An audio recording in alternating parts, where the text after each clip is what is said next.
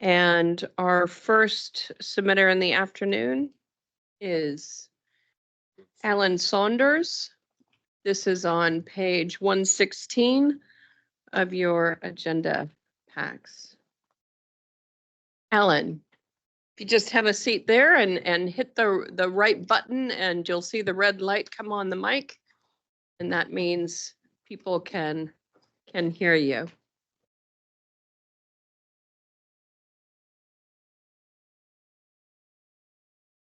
All right. So you've got 5 minutes to speak to your submissions. Te hei Māori ora, ena mana, ena reo, rangatira mā, tēnā koutou, tēnā koutou, tēnā koutou katoa. Thank you for the opportunity to speak to you briefly today. And I've got some slides. Yes, I have there. Can people hear me, by the way? Mm-hmm. Is that all right? My voice is going. I'm representing Habitat Tuateawa. Many of you will probably know of Habitat Tuateawa. We've just celebrated 25 years of continuous pest control in the Northern Coromandel and celebrated the outcomes that has brought. We have now kiwi calling regularly from around our houses, and we have kaka nesting one pair within 5 metres of my lounge chair, 650 producing 2 chicks. So it's a very exciting time. And not only have we achieved ecological outcomes, which most people would expect, but also we've discovered that social dimensions are incredibly important. And some of the biggest changes that have taken place around Habitat Tuateawa in the last few years, in my experience, have been to do with social dimensions. People really like being part of the community. They like contributing in the way that they feel capable of contributing. Not all of them are into killing animals, but they all enjoy having the birds and the truly prolific bird life that there is around Tuateawa now that anybody will tell you, regardless of their ecological backgrounds. I'm here today at the request of Habitat Tuateawa Committee to firstly thank Council for your ongoing support, and I think that's not said often enough. You are basically one of the last government agencies standing when it comes to reliable support for little community groups like ours. And I'm also here to promote the fact that, our belief that Waikato Regional Council achieves significant of its own strategic goals by being engaged with Habitat Tuateawa. There's a real conjoint there, which I think needs to be better recognised. I'd also recognise the creditable history of Waikato Regional Council in supporting community groups on the Coromandel. Long may that continue. Slide 2, please. As you'll all know, and I'm not going to delve into it, in fact, today I'm not talking about ecological outcomes at all, except to make sure that you recognise that we have them there. And that one of the things that's happening, and Lettecia behind me here would acknowledge this as well, is that the scale and scope of ecological restoration projects throughout the country, and New Zealand is distinct in this regard, has grown dramatically and continues to grow. And while that brings exciting opportunities, for example, in landscape scale management, where you've got collaborations with various groups and landowners, it also brings significant challenges. One of the obvious ones, which you've probably heard a lot of, is the ageing workforce. We're all getting older and we don't know what to do about that, apart from going old with dignity. And we need to find new ways of achieving further efficiencies, because the real secret to landscape scale management is actually doing things better. And I would add that we've made significant advances in the time that I've been watching, which is now nearly 20 years on the Coromandel. One that I can add that I would give an example of is landowner support. It's absolutely critical to not just pest control, but any other kind of management that we're doing these days. And quite recently, Regional Council asked us to provide evidence of landowner support. They required a written consent from every landowner on whose land we operated. We saw that as a bit of an embuggeration, frankly, initially. And then we discovered that it was actually a great tool, because as a result, we were going back to these landowners whom we assumed we had support from to be on their land and needed to get their signatures. And I would say there was almost universal positive response to that request to most of our landowners now. And when I say almost universal, there's only 1 or 2 that have replied, none of them negatively, but some of them just haven't replied at all. But many of them have said, how much more can we do to help? What else can we do apart from granting consent? So it's been a really exciting initiative, actually, and thank you, Regional Council, for that. I see further synergies emerging. They have to, as we even maintain what we're doing now, let alone expanding. I think there are some great synergies, further synergies to be had between what Habitat Tuateawa and other community groups are doing and Regional Council's catchment management program. And I'd like to acknowledge Elaine Eden. Many of you will know Elaine, one of the staff members based in the Coromandel, who has been a stalwart for consulting with community groups. She's well known in the Northern Coromandel and can talk to anybody. And she brings great ideas and great enthusiasm. So if that's the sort of people that Regional Council is going to continue to employ, that's fantastic. I'd also like to acknowledge here one of the recent initiatives, which has improved efficiency and effectiveness for us, is the predator-free Hauraki Coromandel Community Trust, which I know this council is well aware of. They have provided specific support already in the time that they've been in place, apart from raising money. We realise that the biggest challenge that most community groups will tell you is raising money. Finding money for ongoing programs is very difficult to do. And the predator-free Hauraki Coromandel Community Trust is established with that primary focus of securing funds without competing for funds with community groups now, because the big challenge, of course, is we do have a competitive funding model. Next slide, please. So securing funds then is our big challenge, and for many groups it's their primary concern.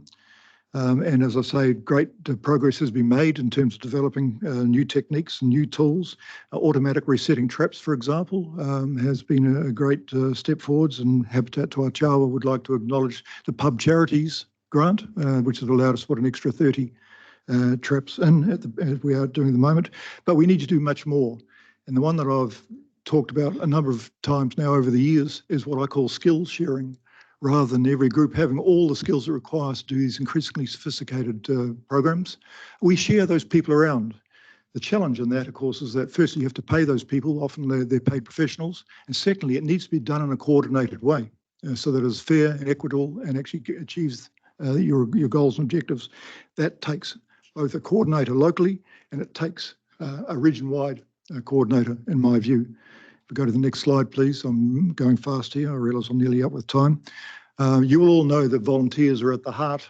And in fact, if you talk to any community group, you'll see the passion and you'll hear the pride. Such an important word, pride, in my view. They don't let things go easily. Ownership is really important to them. They own the project. Don't come into Tuateawa and tell us that you're running this program. That would be a big mistake. But running it beside us is absolutely what we're looking for. So we need to find ways of sharing specialists between projects and also within projects. The single most important lesson we have learned after 25 years of ongoing predator control at Tuateawa is the importance of having a coordinator. And we have a woman called Nikki Baumgartner, whom you may have met. I think it's about 10 years now that Nikki has been paid as a part-time. She's paid for 8 hours a week. She does about 40, I'd say. And she is incredibly important to our ongoing operations. She knows everybody knows her, and she knows our plan inside out. And I would say that would be, if I was to put a plea to council, would be, for heaven's sake, please keep helping us. It's less than $10,000 a year that we need to keep Nikki going. And we've found it very difficult to even manage that. And she's working at the moment for nothing altogether. And the final slide, I think, is that I'm suggesting that if further WRC support, not just for Habitat Tuateawa, and not just for groups on the Coromandel, but especially for groups on the Coromandel where there are unique opportunities and where there are pressing biodiversity conservation issues right now, is for enhanced support, especially if there's consideration of increasing the natural heritage rate, which I would strongly support. And I would hope that most people who take time, who care enough about the environment in which we live and rely, would also support. So in finishing, I would just like to add that the Habitat Tuateawa Committee discussed me coming here today and felt strongly that I should be here to put this plea to you, even though it's only for 5 minutes. It's a long way to come for 5 minutes. I'm not the only person to do that, I would add. Well, you've had 10, so. Okay, all right. So Yes, I think my message is clear. Please keep that support coming. We value the partnership. Kia ora tātou. Thanks very much. Thank you. Thank you for that. Councillor Clarkson. Well, look, I just wanted to thank you for coming in, Alan. We all recognise your expertise. We recognise your credibility, your mana, your inspiration for the rest of the community on the Coromandel, because you are, after all, Mr. Mainland Island. We all remember that. So, you know, look, this is exactly what we are looking for in terms of where we need to sit. And it's like a different planet we've just heard about, I must say. Anyway, having said that, I just wanted to thank you for coming in and giving us such a great overview of what's needed to make a difference in the Coromandel. Thank you very much. Thank you. Thanks for that. Warren, do you want to? Briefly, and Quite and quickly? a slightly Yeah. different thing as well. So yeah, thank you very much, Ellen, for all the work you are doing up in Tuateawa.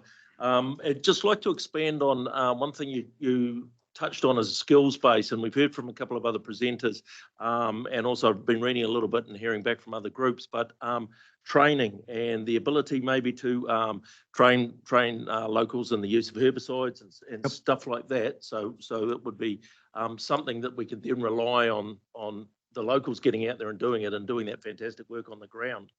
Just interested in your thoughts on that aspect of it, and WRC perhaps providing a bit more training and things and some specialist activities, so you're not bogged down in the legislation of handing chemicals and all that sort of thing without the skills. Yeah, absolutely widely welcomed, and we well recognise the importance of maintaining standards, meeting legal obligations, all those sorts, and being effective in what we do, because herbicide doesn't come cheap.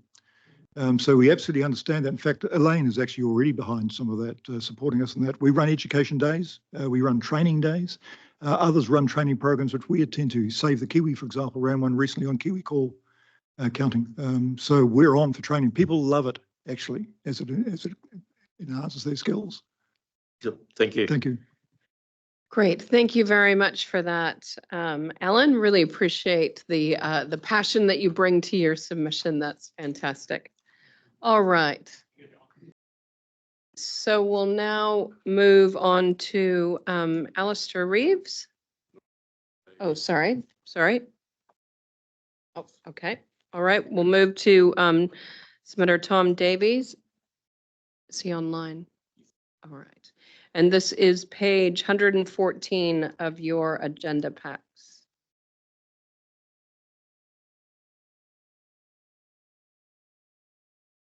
We got Tom. We see you online, Tom, but I believe your mic is muted.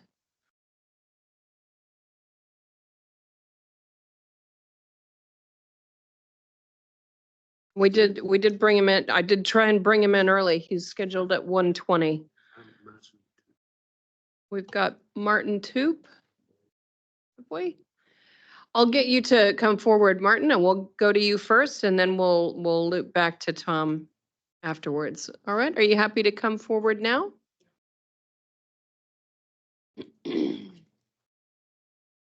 So this is Martin Toop, page 131 of your agenda.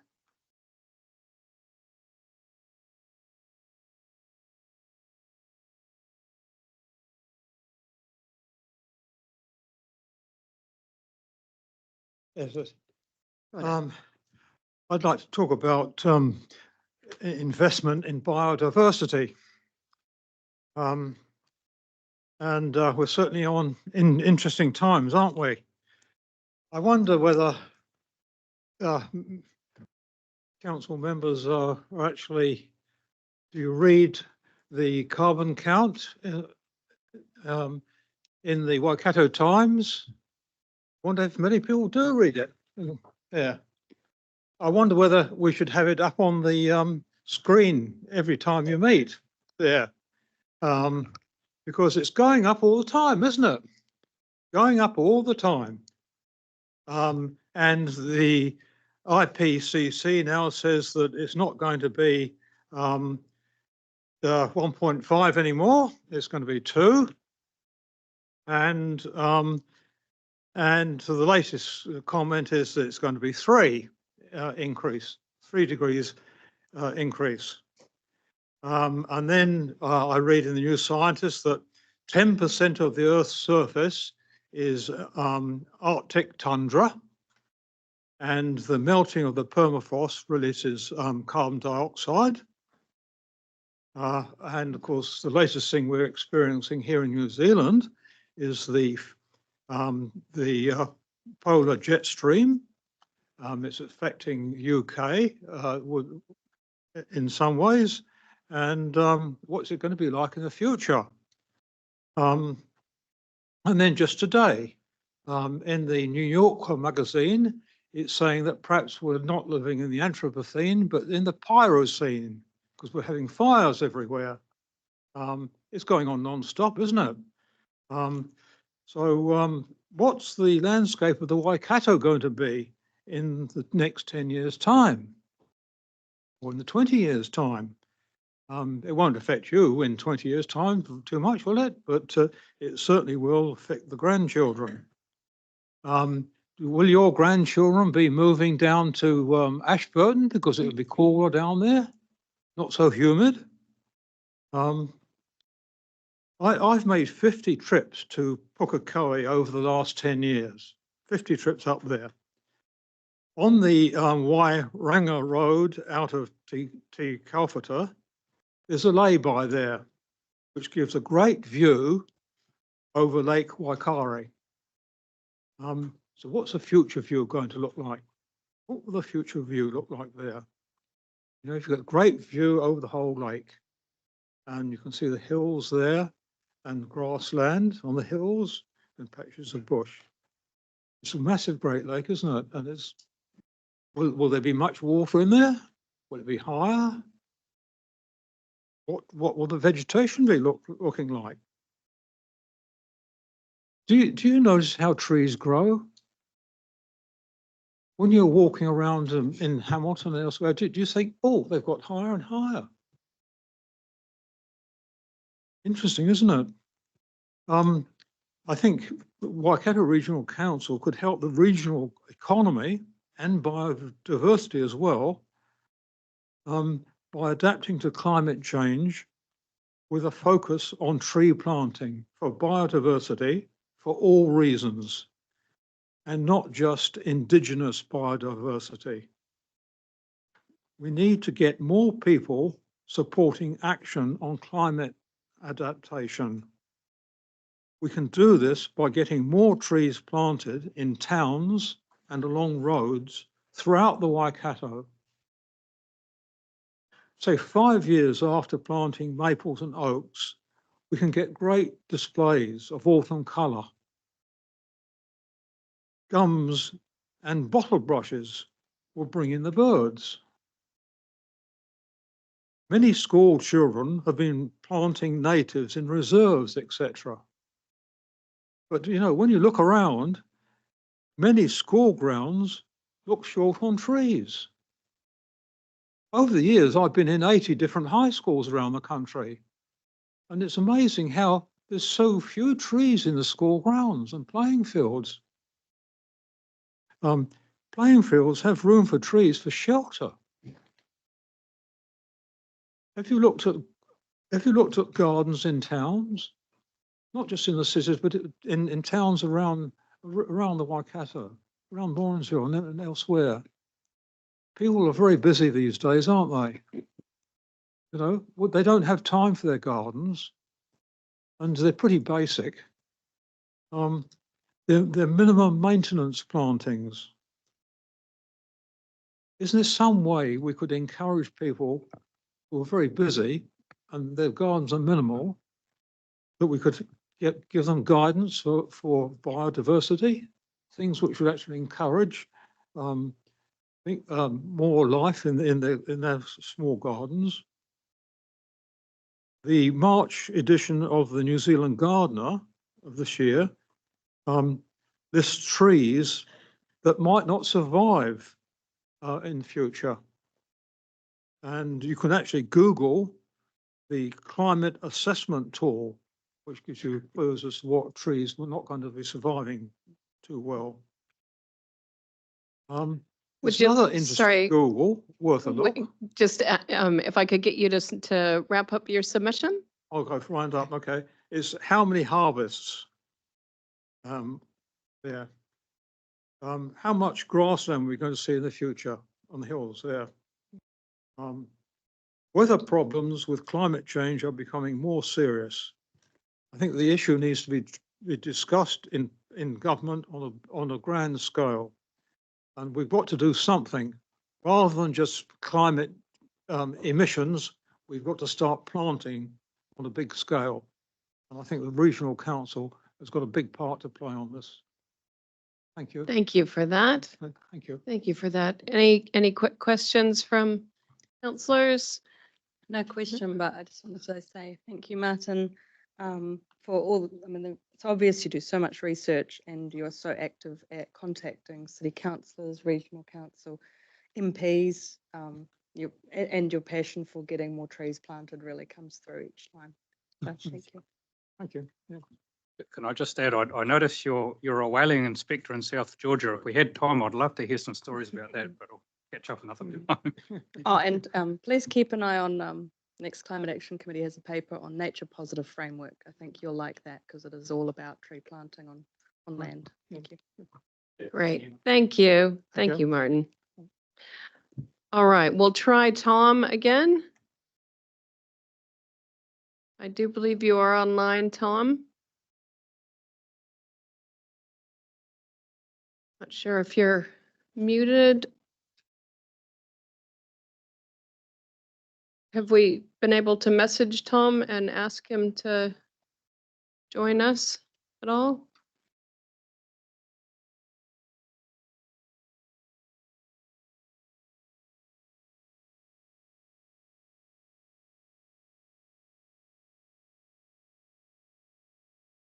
Okay. All right, we've got Lettecia Williams with the Moehau Environment Group. Welcome, Lettecia, and you've got 5 minutes. Thank you. Kia ora tātou, ko Lettecia Williams aho, and I'm here as my, in the role of chairperson for Moehau Environment Group. Firstly, I'm here to strongly support option 2 in the long-term plan with a rating of $15. I want to make that really clear. We're very strongly in support of that. MEG has an operational area of 15,500 hectares on the northern part of the Coromandel. That equates to almost 10% of the WRC Coromandel zone. So we think we do a lot of work in your area, in our area. 90 to 95% of that land we work on is private land. Make that really clear too. And we overlay or we underlay some of the other groups that are probably submitting to you as well. We work on landscape scale conservation work. We're run by a volunteer committee. We are a volunteer organisation. But we differ from many other groups in that we have a group of part-time employees and have for a very long time. We have an operations manager, we have a communications and community engagement manager, 4 field team staff, and those people do a lot of the hard yards, which is beyond expectations of any volunteer. And they add value across the board, but they also support the 45 to 50 volunteer trappers we have. We also have a volunteer trap builder and a whole lot of other people that sort of are in the fringes of what we do. The 15,500 hectares we operate over has an overlay of mustard lid control. So that means we have 1,465 mustard lid traps out throughout the hills. And we have 265 kilometres of track to look after so those people can access those traps. We also, within that area, have an intensive program, an open sanctuary of 450 hectares. It's a standout project. There's nothing like it in the country, and our rat monitoring comes in frequently well under 5%, in fact all the time under 5%, and about averaging a 1.5%. It's outstanding and the results are invaluable. WRC has given us good support in terms of helping us establish our monitoring control there. We also run an intensive trapping program around 75 hectares around the Waikato wetland, where there are critically endangered birds, including the matata and the mataku. We do a lot of monitoring around that as well, and I'll come back to that. So all up, we in the open sanctuary run 2,600 rat traps, which are checked on a monthly basis. We have 184 self-setting traps.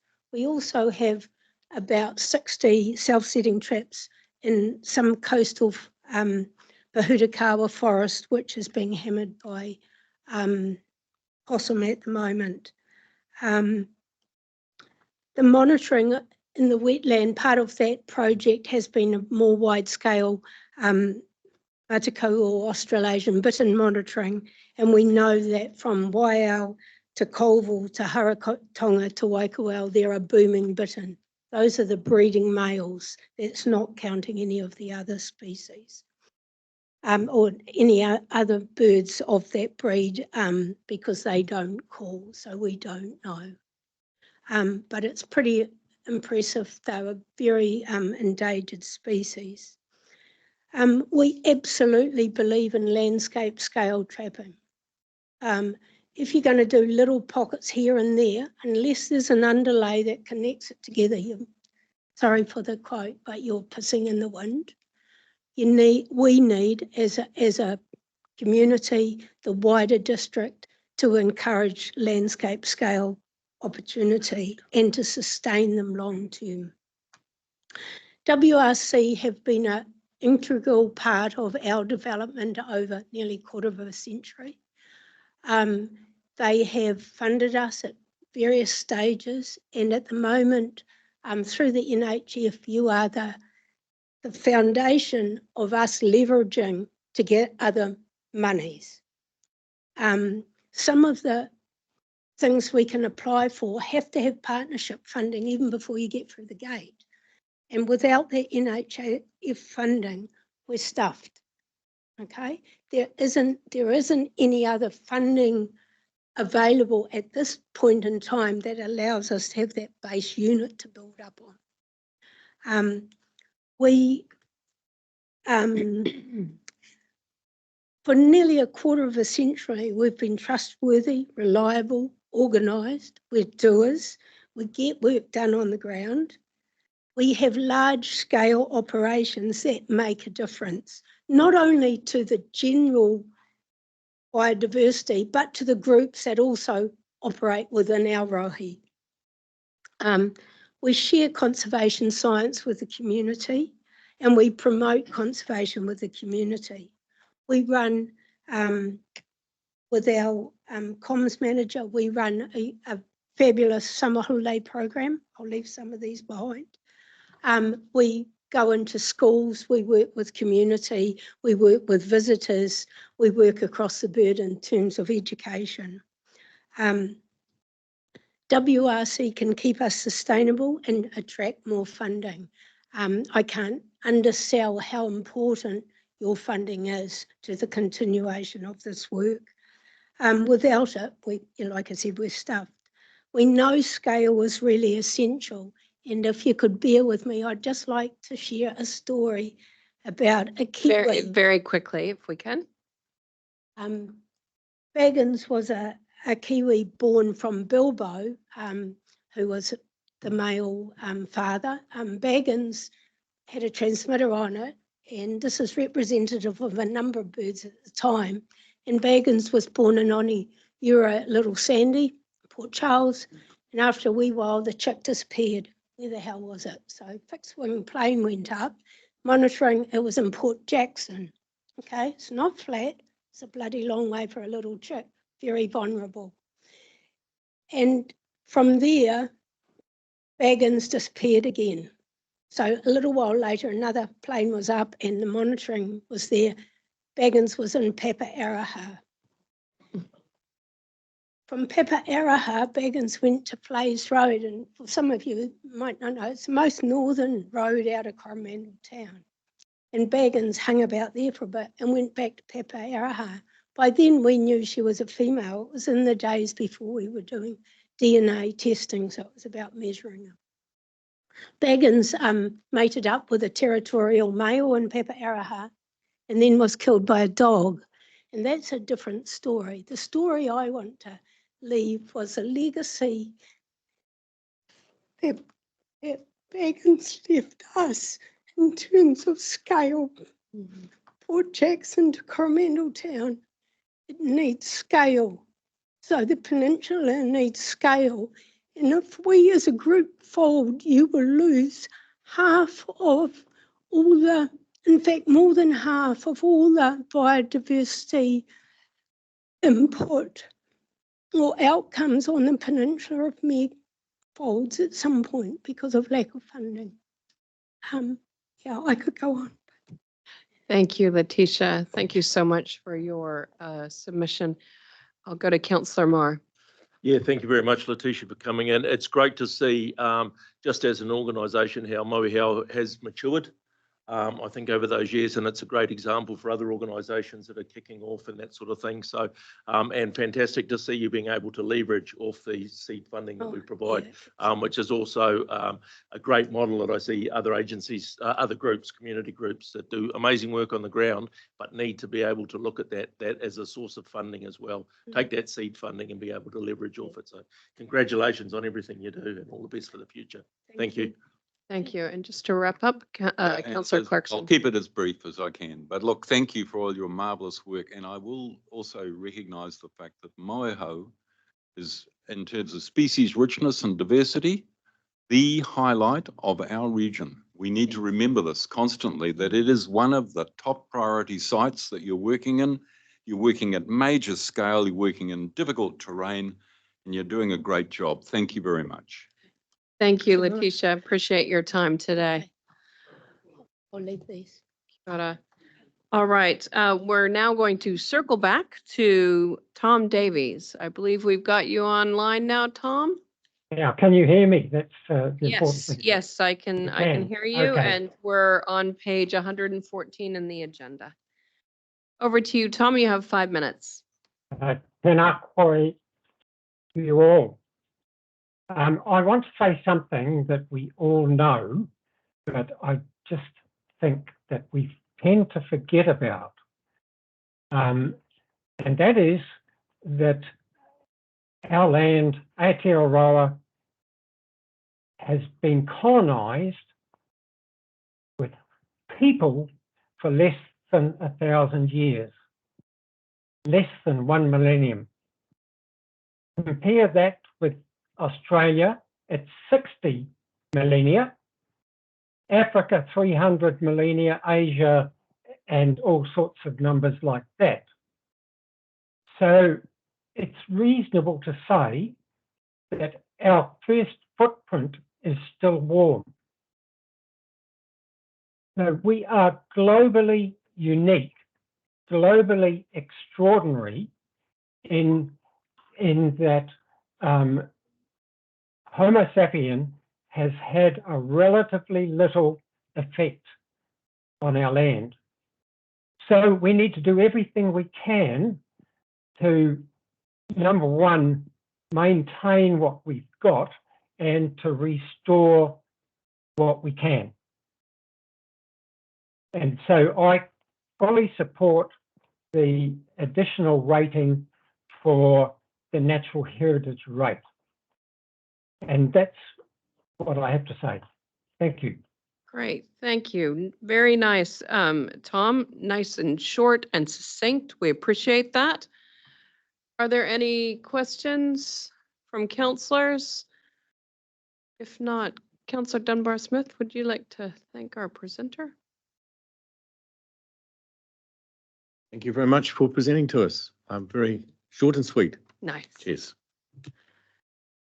Steph, thanks for joining us online. Cheers for that. Okay, we now have Shelly Carden.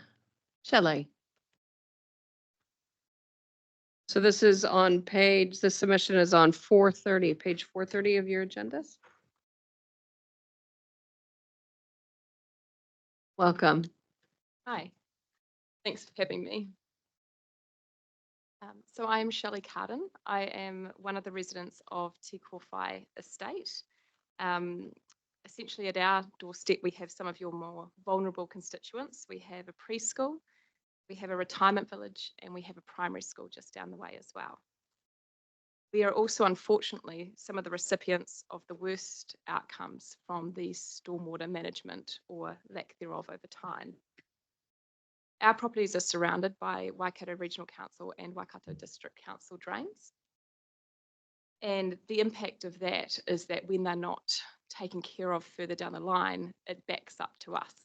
So we were some of the headline news following Cyclone Gabrielle, and we had a number of really bad outcomes in our community. We had flooded wastewater, contaminated stormwater throughout the subdivision. We had no drinking water available because it tripped the water pumps. And we had some of our community that had significant building impacts as a result of it. I myself got stranded as my neighbours got evacuated by civil defence. Civil defence pulled out before they woke us up. And I was 9 months pregnant with contractions with no alternative exit from the property. So relatively severe health and safety consequences for our community as a result of the stormwater. The network has historic flaws and it needs a rework to make it future-proof for our entire community. So there's kilometres of drainage that Waikato Regional has looked after for a very long time that they know doesn't have easements over, hasn't been cleared in decades. And the impact of that is that it's not fit for purpose and it's not providing those essential services that we need for our communities.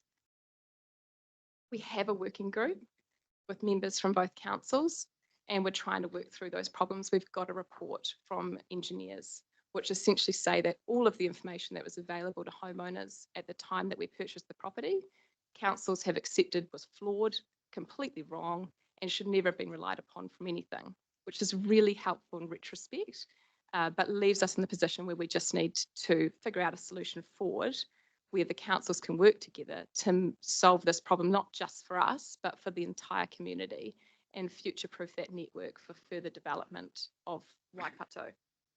So we have some band-aids underway. We've got some pipe work happening today, I believe, which is timely. But the entire problem needs to be resolved and health and safety has to be paramount of consideration.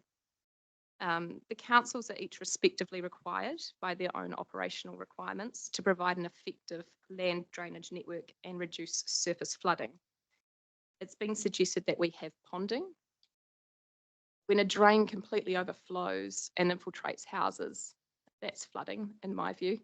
It's not ponding and it needs to be taken care of.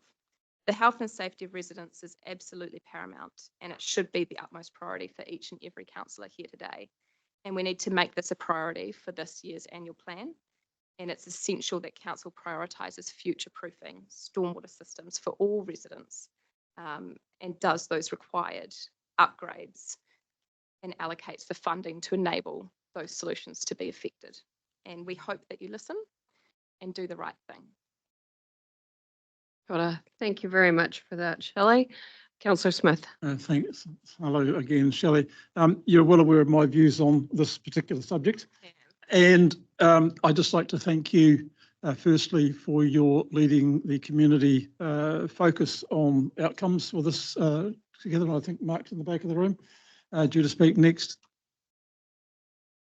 But that council is working on this issue seriously together with district, looking for outcomes. And again, against the background of my previously stated thoughts on the matter. And there will be an outcome. It may not be as quickly as you want, but the reality is we have not lost focus and we do have our eyes on the game. So thank you. Any other?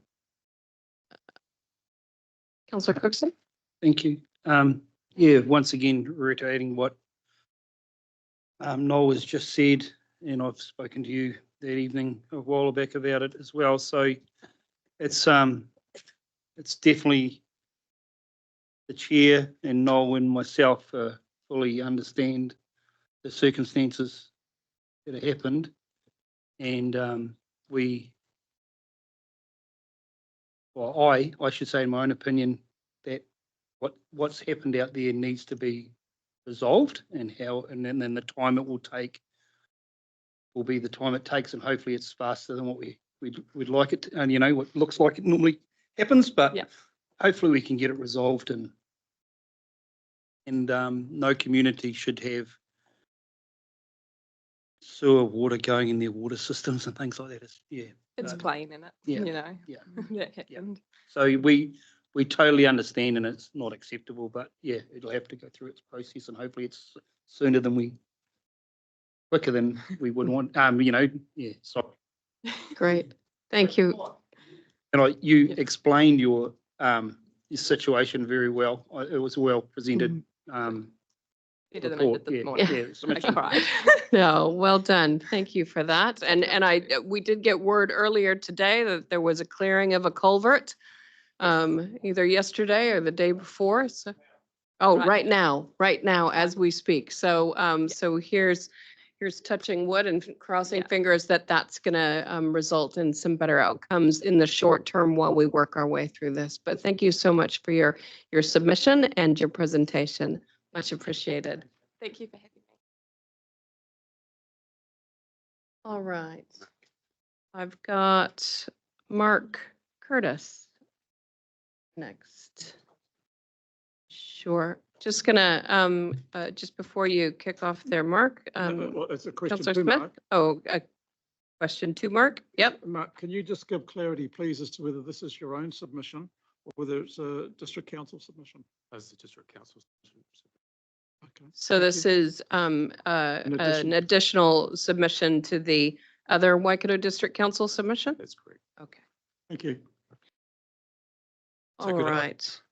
You've got 10 minutes, Mark. I won't take all that. Yeah, so my name's Mark Curtis. I work for Waikato District Council as a waters engineer. And I'm here also to talk about the Tikōwhai flooding issues. So, yeah, sure. The residents of Tikōwhai Estate are experiencing serious ponding on their properties. At times, access roads have been impassable and residents have needed to be evacuated. There has been limited damage to houses to date. However, there are concerns that more serious rainfall events could lead to greater damage. The drainage network at Tikōwhai is managed by the Waikato District Council. The current drainage level of service for the Tikōwhai area is classified as rural. That requires the drainage system to remove ponding within 3 days of a 10-year storm event. A report was completed recently by Babbage Consultants, and the findings were that the drainage system is designed to achieve that level of service. Tikōwhai Estate is a country living zone. The extent and frequency of the ponding events are considered unreasonable for a country living area, and therefore a higher level of service should be considered. This submission requests that Council investigate options for improving the level of service in Tikōwhai area and undertake the necessary changes. In addition, other areas within the Waikato District Council that are in a similar situation to Tikōwhai require their drainage level of service to be reviewed, for example, Matingi. The support we would like to receive from WRC includes the following. Number one, WRC to work together with the Tikōwhai Estate Working Group and WDC to minimise the ponding issues within the Tikōwhai Estate area. Number two, investigate alternative funding methods to enable a higher level of service to be provided. Number three, investigate initiatives to improve property owner protection and level of service. This includes reducing the amount of stormwater that overtops the drains and also reduce the ponding time. Potential initiatives include A, culvert removal to remove choke points. It was an initiative discussed in the Babbage report. B, reduce the amount of upper catchment stormwater that drains towards the Tikōwhai estate and investigate an alternative flow path for that stormwater. C, address any downstream effects as a result of upstream drainage improvements. In addition to the WRC support discussed above, we would like support from WRC to develop an agreement between WRC and WDC that clearly defines the drainage responsibilities for the two councils and how we resolve matters such as the Tikōwhai rural-urban drainage interfaces, including pipes and culverts that are part of the system. Great. Thank you very much for that, Mark.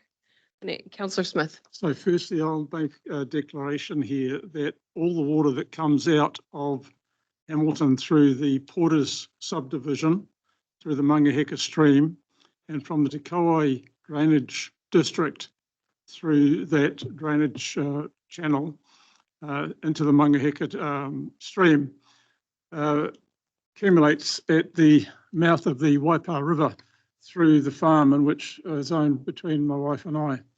So whatever happens to improve the flow of water out of this area comes through our property. Having said that, I do not see that that precludes me from asking questions today. So Mark, question for you, and perhaps just going through what you'd like. The district and the region are, I believe, working together with the community. So that's already in place. You've used the phrase stormwater. As you well know, as a waters engineer, stormwater is something that territorial authorities, such as the district and city, would deal with. What regional council is dealing with the drainage network to support land production and to remove water within a rural system. So can you explain where or why you're using the word stormwater, as whilst I don't want to see this as it's your issue, stormwater is really an issue for the WDC to lead and region to support. Would you agree with that? There's many ways of looking at this. And we've got an issue there where the Tikōwhai residents have got a serious issue. And we would like to work together with the regional council to solve the problem. Yeah, and I think that's what we are all hoping to do, and sooner than later. But thank you, Madam Chair. All right. Any other questions? Councillor Cook? Oh, sorry. I'll go to Councillor Kneebone, excuse me, and then come to you. Yeah, look, I Robbie. appreciate this is quite a big subject and we're short of time, but I guess there's some key things I'd like to understand as a council going forward. We can't resolve it today, but the one that just jumps out at me, Mark, is who designated this area a country living area, and I'm assuming that's a district council designation, and as has been pointed out, that 3-day level of service is for pastoral farming thing, you know, so to me there's quite a lot of things going on here that we need to know going forward, and I appreciate we can't sort it out here, but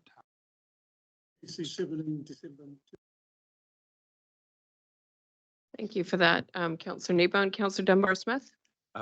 Yeah, just noting that in the Karakia district, it's the district council that does a lot of the drainage work and we support them in that. And that's part of the adaptation process moving forward. Investigate alternative funding methods. You got any thoughts on what they might be? Very briefly. I would like us to work on that together. I don't have anything right at this point in time. Councillor Cookson? I just wanted to understand better what support you want from regional council. Is it LIDAR? Is it, you know, what sort of specialised information are you after to make better decisions? Yeah, that's a big topic on its own, really. It's what we're focused on is making it better for the Tikōwhai residents. and whatever's required to improve that level of service that they've currently got, which will comprise of many different aspects. And between WDC and WRC, I believe we collectively join forces and resolve that matter. Yeah, I totally understand that. Look, when you look at some of the maps, there's many options that could resolve it. It isn't just cleaning one drain or anything like that. There's many options that sorry, I shouldn't say we, but there's many options that can be used to resolve the issue there. It's not just one answer. So for a long-term benefit for the whole community. So Agreed. Yeah. Thank you. Councillor Clarkson. Just one quick question for you. So that when you use the term country living zone in capitals, is that because it's a zoning within a district plan? I mean, why are you calling it that? That's And correct. is that within the district plan? The district. It is, yeah. Just to help Councillor Clarkson, that area of country living was created in December 2017 through Plan Change 17 of the Waikato District Plan.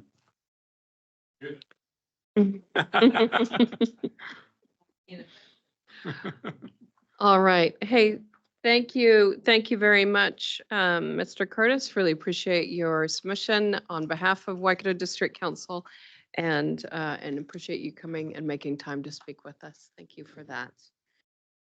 Okay, next up, in his high vis with his bike helmet, we have Simon Gascoigne. Welcome, Simon.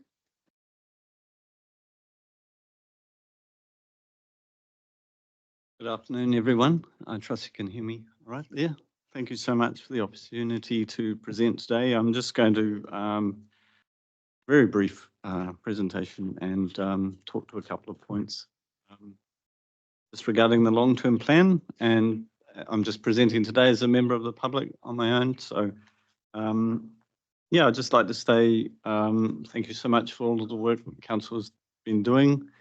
We're living in, challenging times, and we just, just like to acknowledge the work that's been done there. Just one thing, I come from an ecological background, I guess you could say. So I'm just conscious that, the investment in our natural ecosystems is very, very important, and it pays back for itself many times over. So when it comes to looking at things like the Natural Heritage Fund, I'd support, increasing that to the $15 per annum rate there. Simon, sorry to interrupt. Can I interrupt you just really briefly? Yep. Do we have a report on this? Because it's not. I don't have a page number. Oh, here Thank we you. go. 174. Thank you, Bruce. Sorry. Yeah, no, that's absolutely fine. I probably just did a very brief submission there, but yeah. I'm also just going to talk today about the provision of public transport, and in particular, the Tuateawa train service. So support that keeping going. I'm realising that there's obviously challenges there with funding and etc.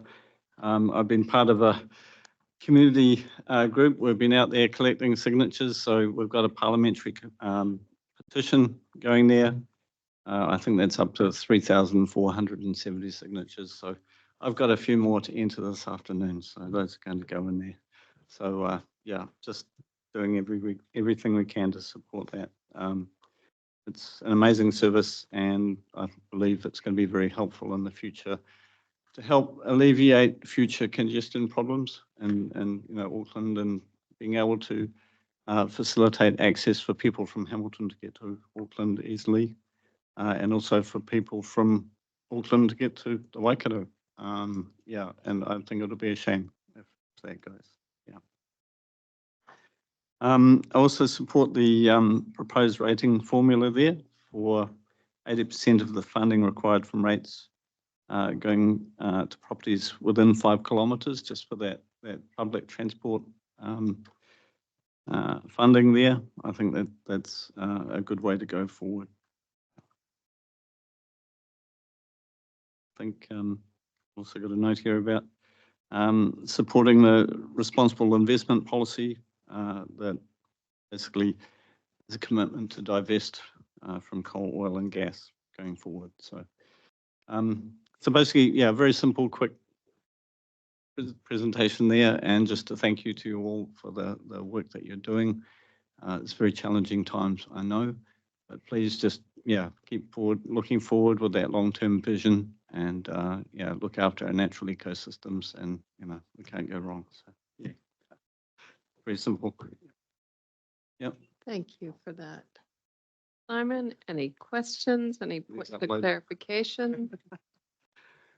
Looks like you got some homework there, I Simon. have, yes, thank you. Yeah, yeah. Nice. Okay. Councillor Smith, would you like to thank our presenter? Self on. That's hard to do. Oh, that's a good laugh to start the day, isn't it? Right. Hey, look, it's great to hear from passionate people, and thank you very much for coming, and great submission. So, yeah, well done. No problem at all. Thank you very much. I'll now turn myself off. Thank you. Thank you, Simon. Thank you. Okay. Oh, nice. Very good. And with a good jolly laugh and smiles on our faces, we would like to welcome Creative Waikato to present to their submission. So we've got Jeremy Mayall. Mayall? Is that how I say your last name? Yeah. Mayall. Record time. Very good. Okay, so this is page 782. And sorry, you're joined by? This is Des Ratima. Des Ratima. Good. Kia ora koutou, ko Jeremy Mayall tōku ingoa, ko kai whakahaere hau I te toi Waikato, ko hau te kaitito puoro I whānau mai hau I kirikiri roa, tēnā koutou, tēnā koutou, tēnā koutou katoa. My name is Jeremy Mayall, I'm the CEO of Creative Waikato, and I'm joined here today by Des Ratima, the Creative Waikato team. We'd like to start by acknowledging the council and staff for your work in going through this lengthy long-term plan process. We particularly commend the council on their commitment to vibrant communities and look forward to exploring how we can work together to enable that. We acknowledge that there is a lot of work to be done in addressing the immediate situation and need from a regional council perspective, but there also needs to be space to hold that visionary long-term view. This is an exciting and complex opportunity for you all to imagine the outcomes of that true long-term vision, a vision that creates opportunities for change, to use this opportunity to be creative and innovative and to reimagine our collective future through an acknowledgement of the nature of thriving, vibrant communities. As mentioned, this presentation is on behalf of Creative Waikato. We are a strategic regional arts organisation focused on creativity, well-being and people. We work towards a Waikato region that thrives with diverse and transformative creative activity. We work with communities to build capability, and we work with enablers locally, regionally and nationally to benefit access and engagement in arts, culture and creativity for all people. As the regional council area shares boundaries with our area of activity, it makes sense that we seek to strengthen our strategic relationship for the development of the region.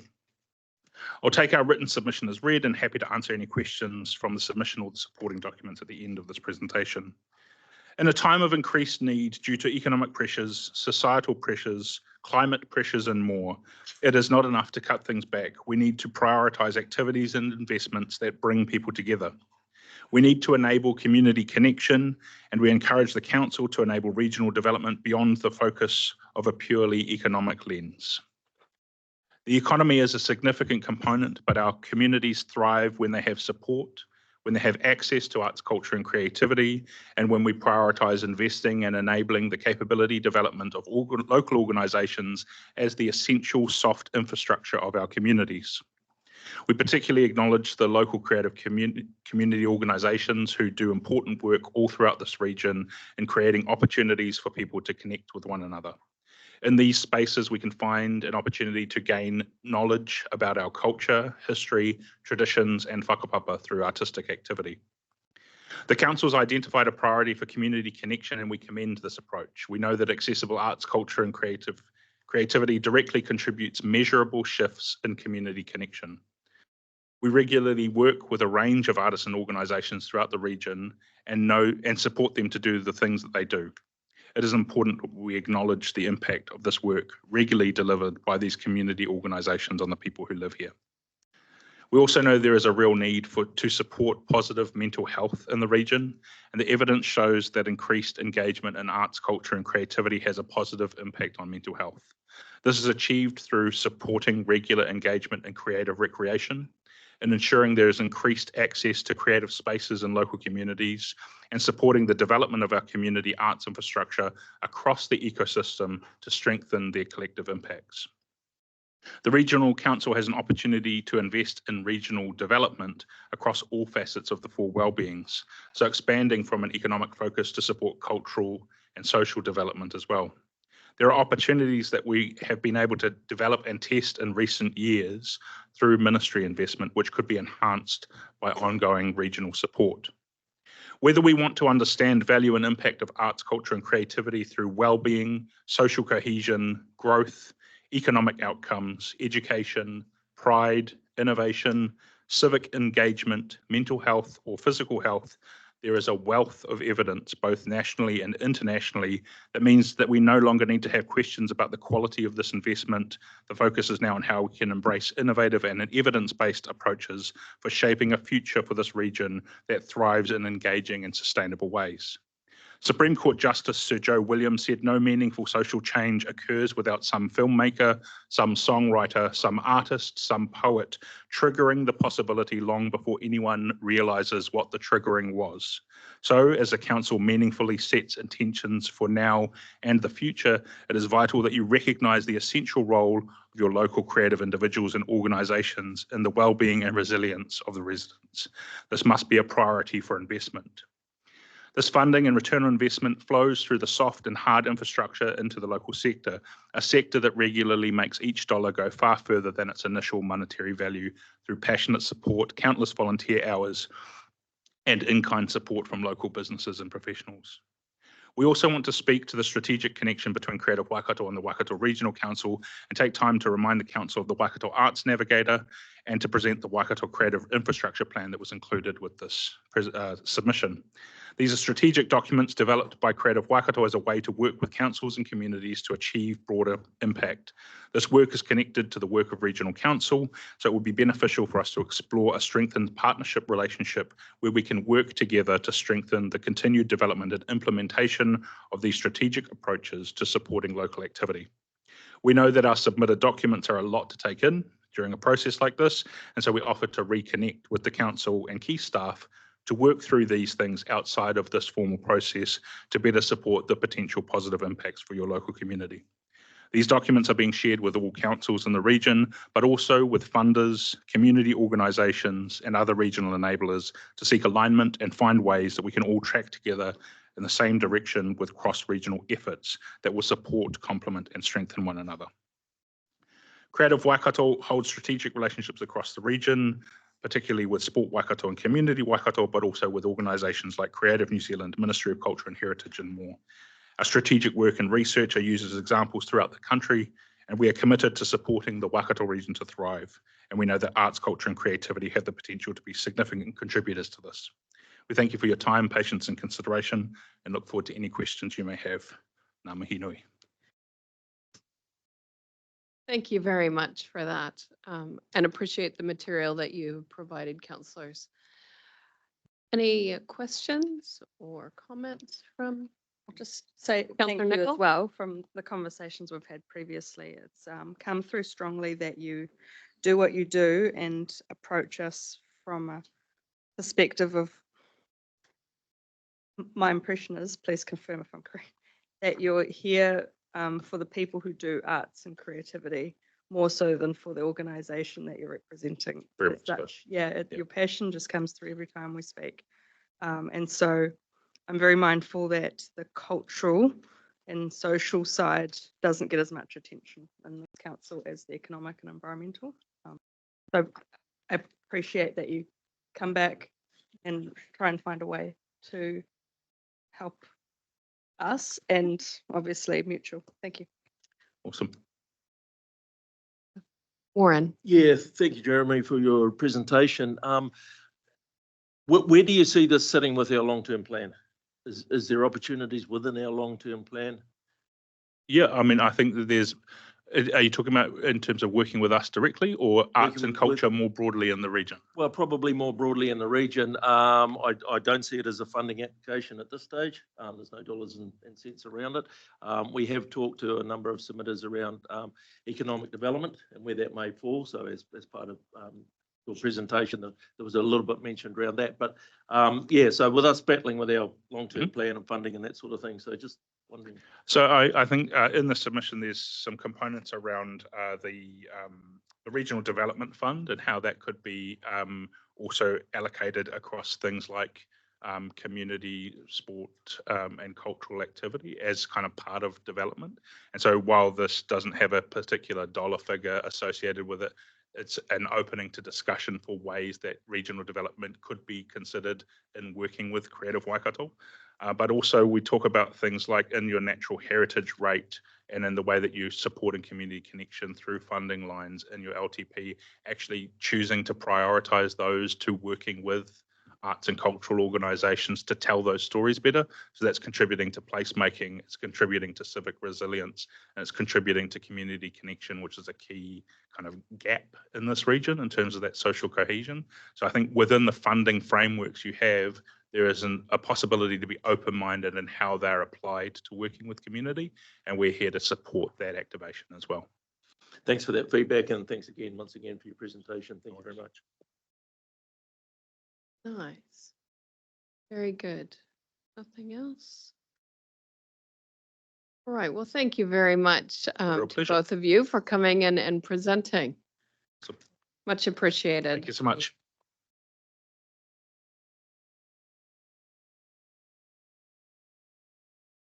All right. I know we have our run sheet, but we're still waiting on. Right. We're going to jump forward to Grace Wilcox. I believe she's in the room. So this is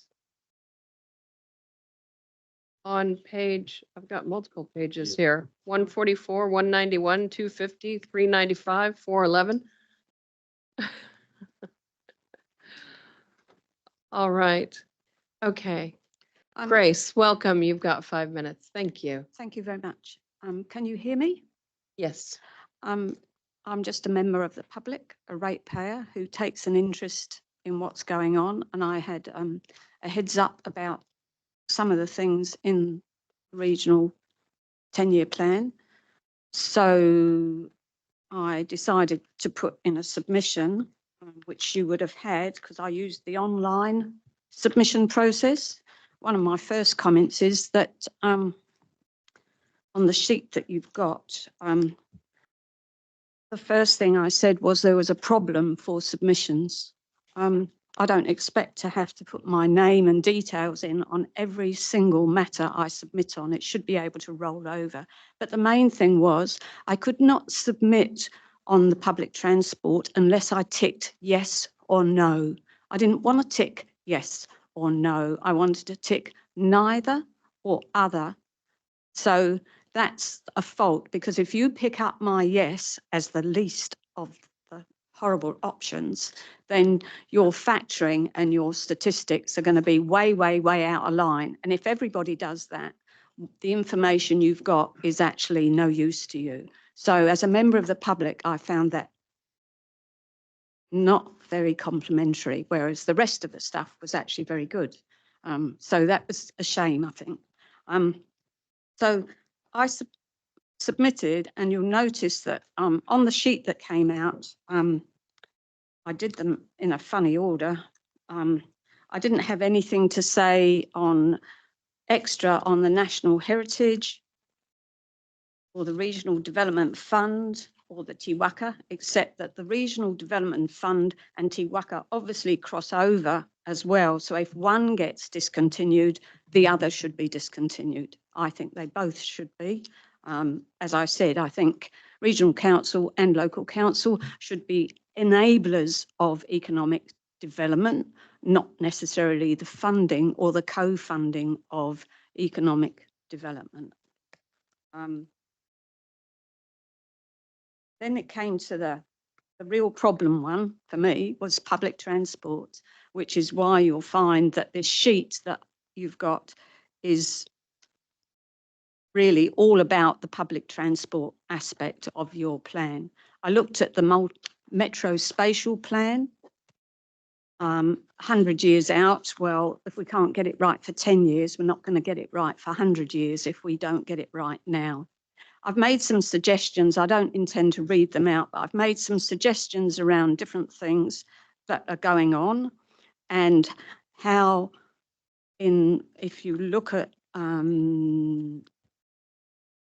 point D, the 10-year plan stresses the benefits for environment, pollution, congestion, carbon footprint and fossil fuel use as a public good, and then targets a small percentage to pay.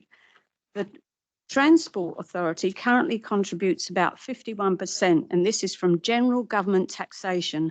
Therefore, regional councils should apply the same principle and all ratepayers should contribute, because you can't say it's all for this goody stuff over here, but not everyone's going to pay, whereas less congestion, all those things actually benefit everybody, not just the user.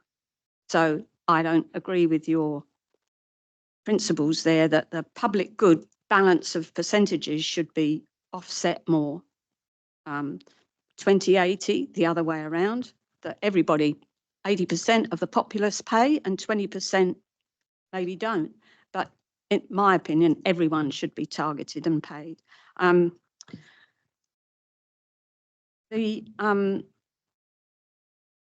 live in an area where there's currently a trial small bus service, which I would have to walk 4 k's to get to, and I'm probably within that system going to have $1,000 put on my rates.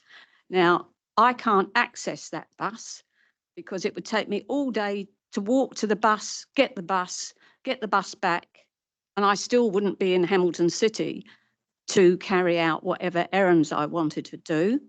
So although it may be ideal for a lot of people, and I believe the little shuttle bus is being used quite well, for a lot of people, it is not functional and it's not usable. But I'm quite prepared, like education and like every other tax, to actually pay my way. I just don't see why I should pay 80 or 100% for something that I cannot use. And there's a lot of ratepayers out there that will only know when they get their bill. They don't take an interest, which is a problem for regional council and local councils, and I think that's a shame. But that's why I decided to come, because I think as a member of the public, hopefully there are some of you here that will think, oh, if this lady thinks this, maybe lots of other people think this. But taxation, government taxation, don't have a say in where it goes. And quite frankly, I think apart from specific council targeted rates for a very, very localised, specific thing going on, that it should just be a general rate that applies to everybody. So that's all I've got to say. Right. Councillor Smith. Thank you. Sorry. Welcome, Maggie. I think this is the 6th time I've heard from you. And as always, you bring honesty and passion to your submissions. So thank you for coming.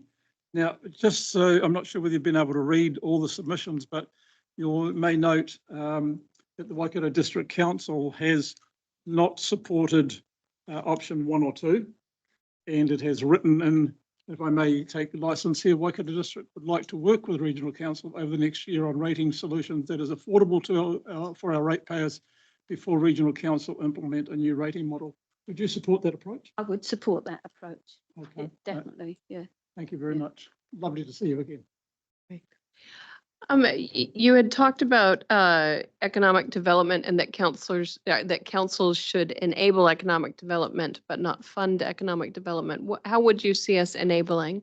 I think the majority of that would probably be around a zoning of land and maybe some offsets on infrastructure development, which may be needed in an area currently, but if a commercial industrialized type of development went on, then you can zone land and then get some of your infrastructure funded maybe by the developer or work together.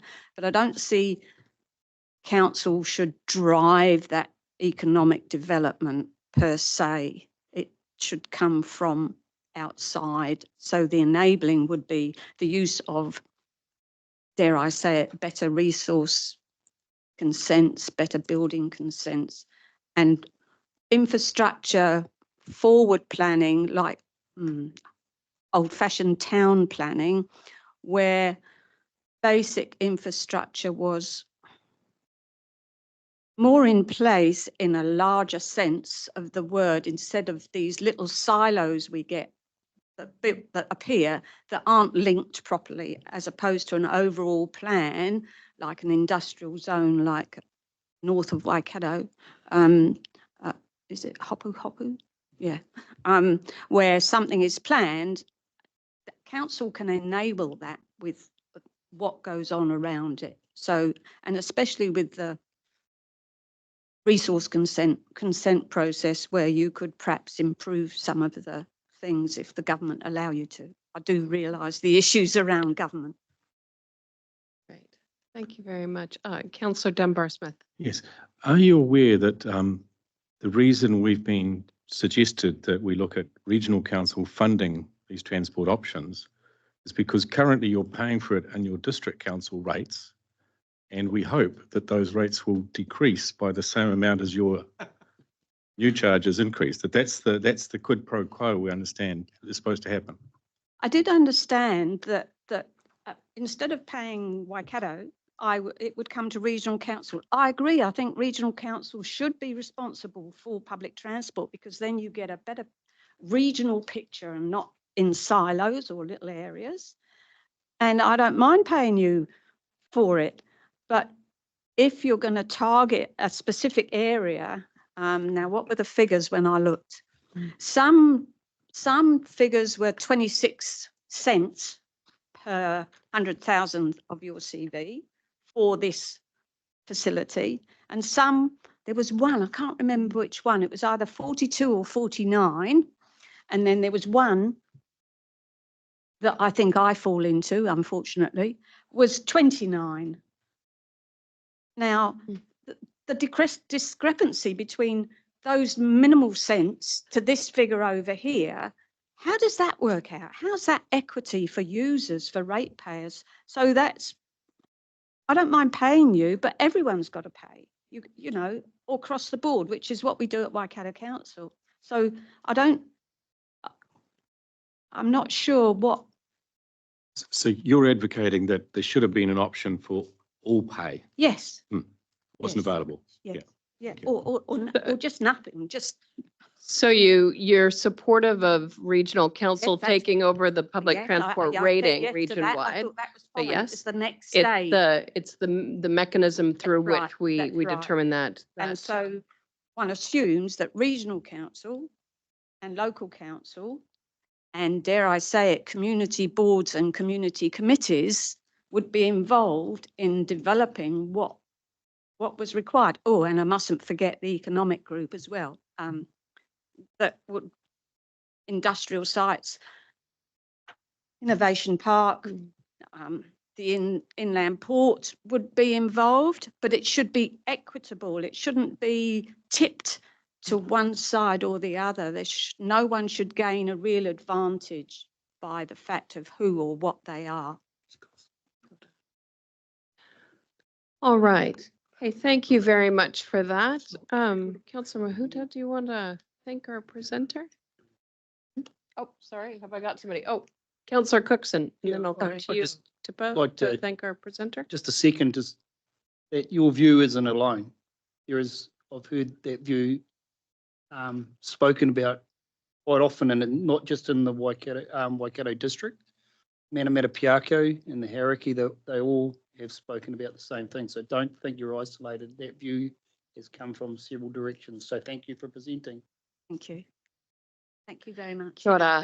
And I'd just like to, on behalf of council, acknowledge your effort and commitment to submitting to the regional plan. It's something that we must pass on to the next generation as well. So tēnā koe. Thank you very much. Thank you. All right. Yes, yes. Oh, have we got Taupō? They both online?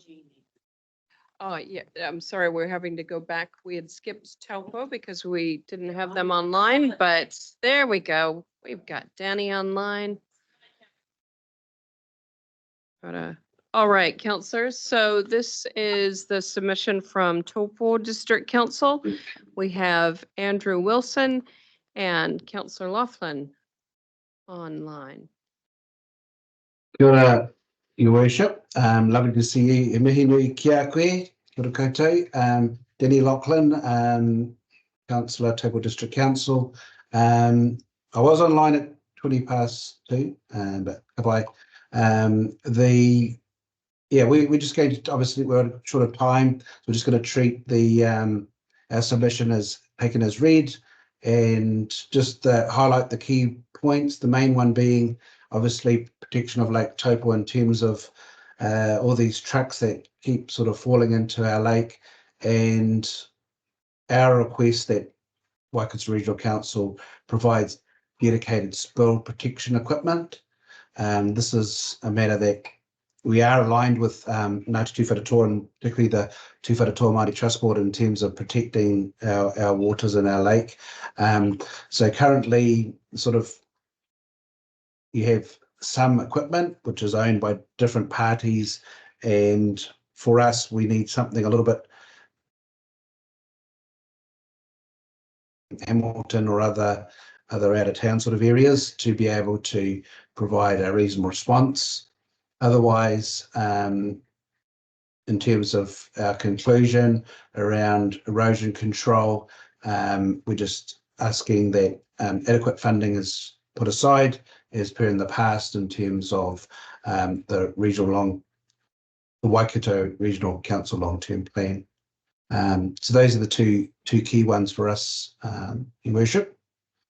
Happy to take any questions or comments, and we've got Andrew Wilson online as well, who's staff if there are really tricky technical questions.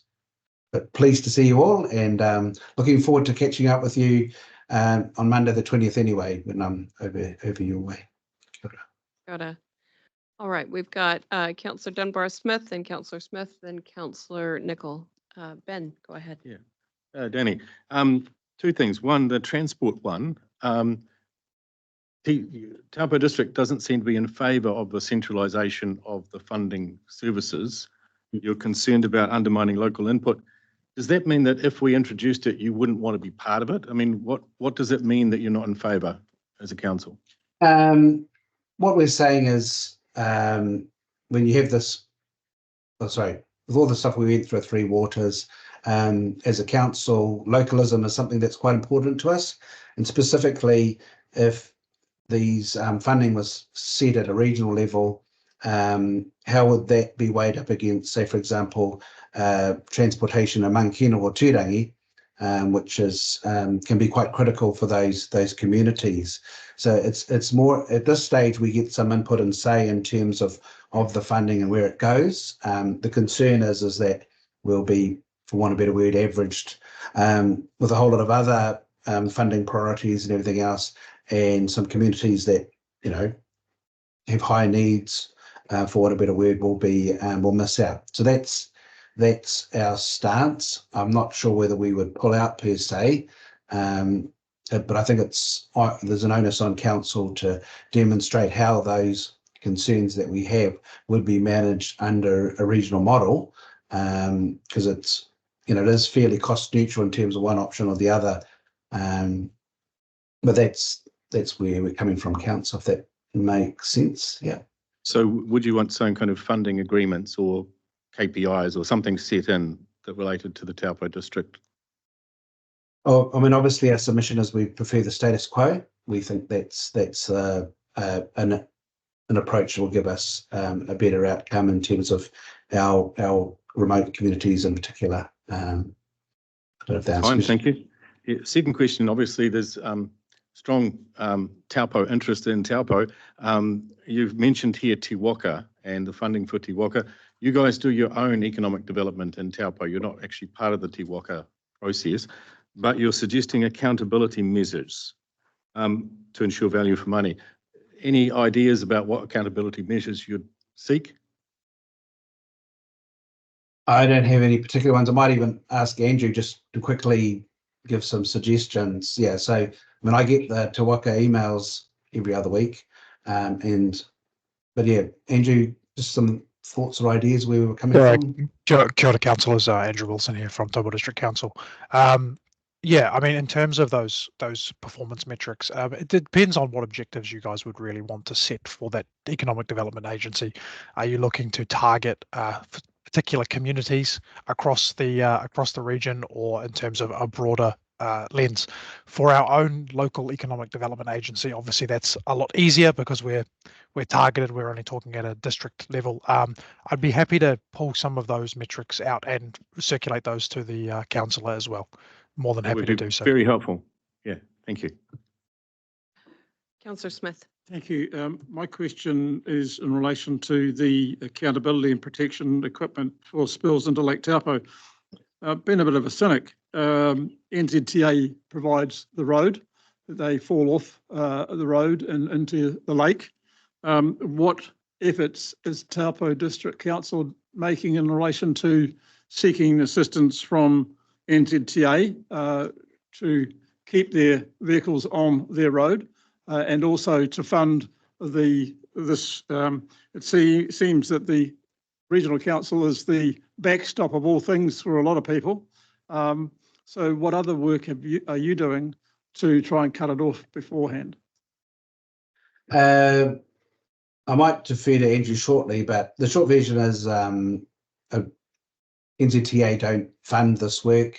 They have been doing some works in terms of some particular aspects of the road where we have had accidents in the past, but that's only a small measure. I mean, some of the discussion we've had in other forums is maybe we should be making trucks go the long way in terms of protecting the lake, but that's got a whole lot of economic sort of problems attached to that one. But yeah, all I can say is when we had these spills, it was the Taupō District Councils and our iwi and our harbour master and everything else. Those were the ones that were on the ground dealing with it. And regional council sort of like later came on the picture. And that's, you know, if the responsibility is legally on regional council, in particular to have that gear available for that protection, then that's why we're making the submission. But maybe, Andrew, you want to add anything to that, or I covered everything? Kia ora, Councillor Loughlin. Yeah, in terms of also keeping those vehicles on the road, Taupō District Council is engaged with NZTA Wakakotahi, particularly around Bully Point, where we've had a number of trucks where it's come off the road there or come close to coming into the lake. And we have repeatedly raised that with them, that is an extremely dangerous corner of the road, an extremely dangerous section of road, not just that singular corner, but that rest of that section is quite dangerous. And that's been raised with them multiple times. And we continue to raise that with them as there are a number of accidents that happen regularly in that section of road down towards Turangi. And just, yeah, to follow up, I guess it comes down to Waikato Regional Council's risk appetite in terms of having a spill which might involve, you know, diesel and everything else going to lake, and whether they're happy for that to happen under their watch, I guess, as well. So we're talking specifically about the gear. I'm sure there's work that we can do in terms of council helping to house that, put some funding in, maybe helping out with some of the training. It'll be a collective approach. But there's certainly the gear aspect of it we see as regional council's responsibility. Thank you. Councillor Nicol. Kia ora, Danny and Andrew. Kia ora.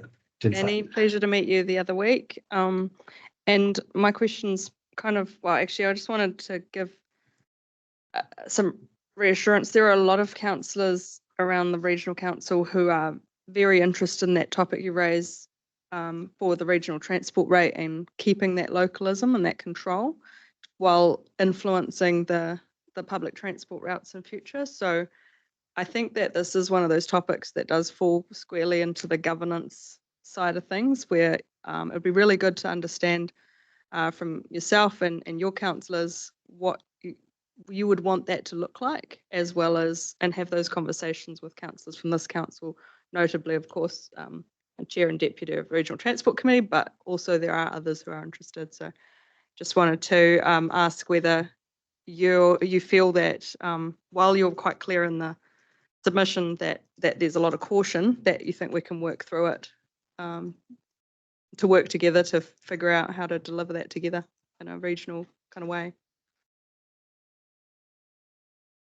I might defer to Andrew on that one. He's the Garnet policy. Sorry, Andrew. Not a problem. In terms of what our elected members have raised previously around the table, I think there's not necessarily a opposition to a regional approach. I think the opposition is more around those making sure that those voices aren't minimised in those communities, in our smaller settlements across our district. You know, we know that even within our own district, they sometimes struggle or feel like they struggle to be heard. And so we're concerned on their behalf around them trying to be heard at a regional level even more so. So I think if there was mechanisms put in place to illustrate how those communities will be considered, how they'll be factored in, how they can get the services they need, then I think that there'd likely be some support from the Taupō District Council. Thank you. Really keen to work through that. I'll go to Councillor Dennard and then we'll wrap up with Councillor Strange. Councillor Danny Dennard. and Andrew, thank you for your three important main submissions in your submissions. I just wanted to carry on from where Councillor Smith went on. Is it true to say that through that submission with the trucks or anything that falls into our lake, is that because our lake is run by the DIA and we're at the southern end of the Waikato catchment, that the important part of the submission is that we need the training and the gear to be there on the ground so we can get to the cause as quick as possible. Would that be right? Pretty much. So my understanding is like your response team is based in Otorohanga or Tokoro or something like that. But we basically, when we've dealt with these spills, we've had to utilize the local Genesis gear and other bits and pieces, cobble that together. So all we're suggesting in our submission is, yes, we just need something here available to be able to deploy in a short period of time to minimise any impact on the lake. Because these things they happen quite often.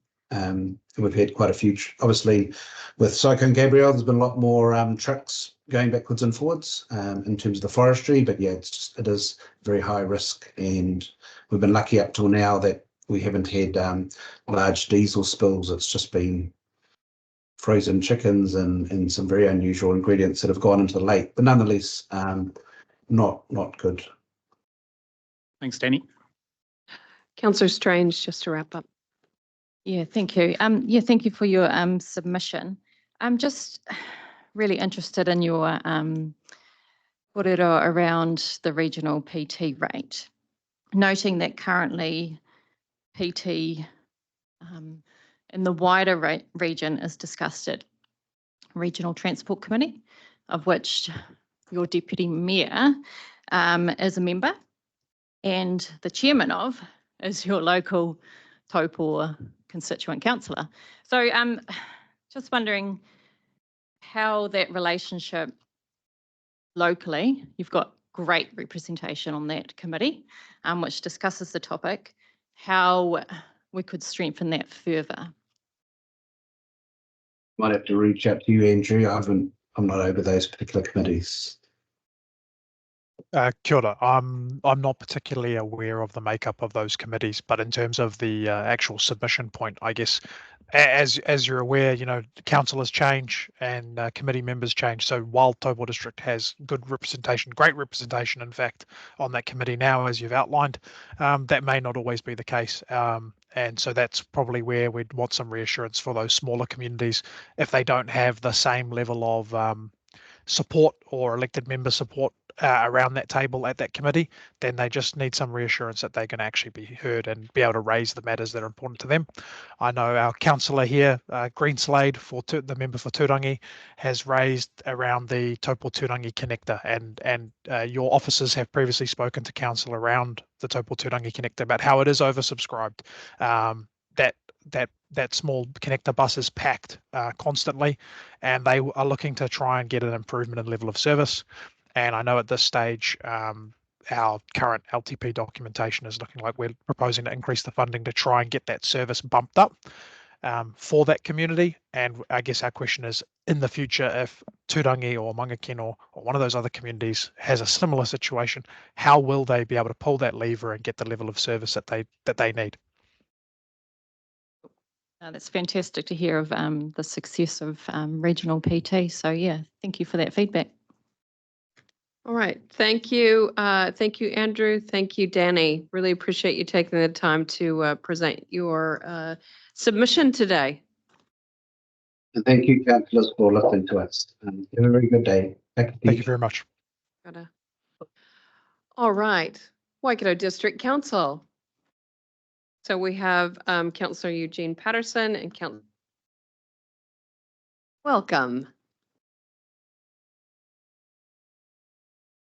So you guys have 10 minutes. That we are quite generous today. All right, Chair, Pamela, councillors, thank you very much for hearing us this afternoon.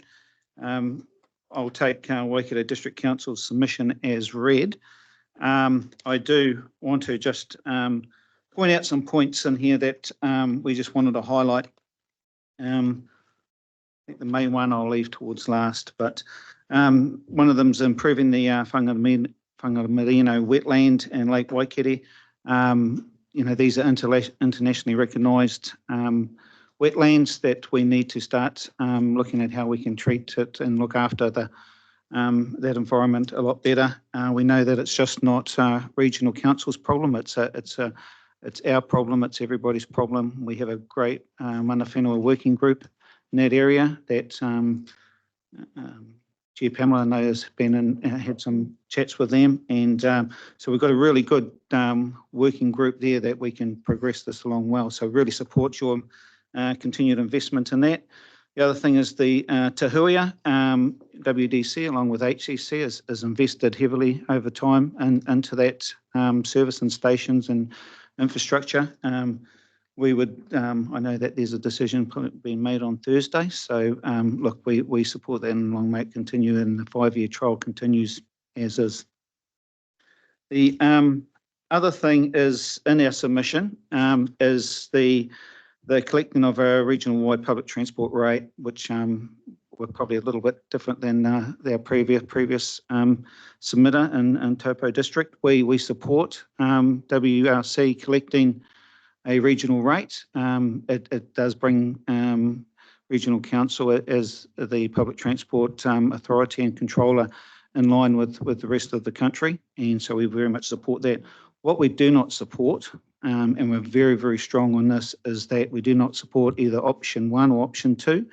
They, to me, both are, well, to us at WC, they're very, very flawed in the calculations, and they're going to have huge impact on our communities that are struggling to live now. And some of those rate impacts could be actually in the hundreds of dollars. So we would like to, we implore that we take a pause on that, and then we can look at it. And as because it's not to kick in until 25, 26 year, we believe that we should be able to work together. We have a collection. We rate it as it is now, and we're invoiced by WRC for that. We think we can work together and sort of implement how we rate it currently.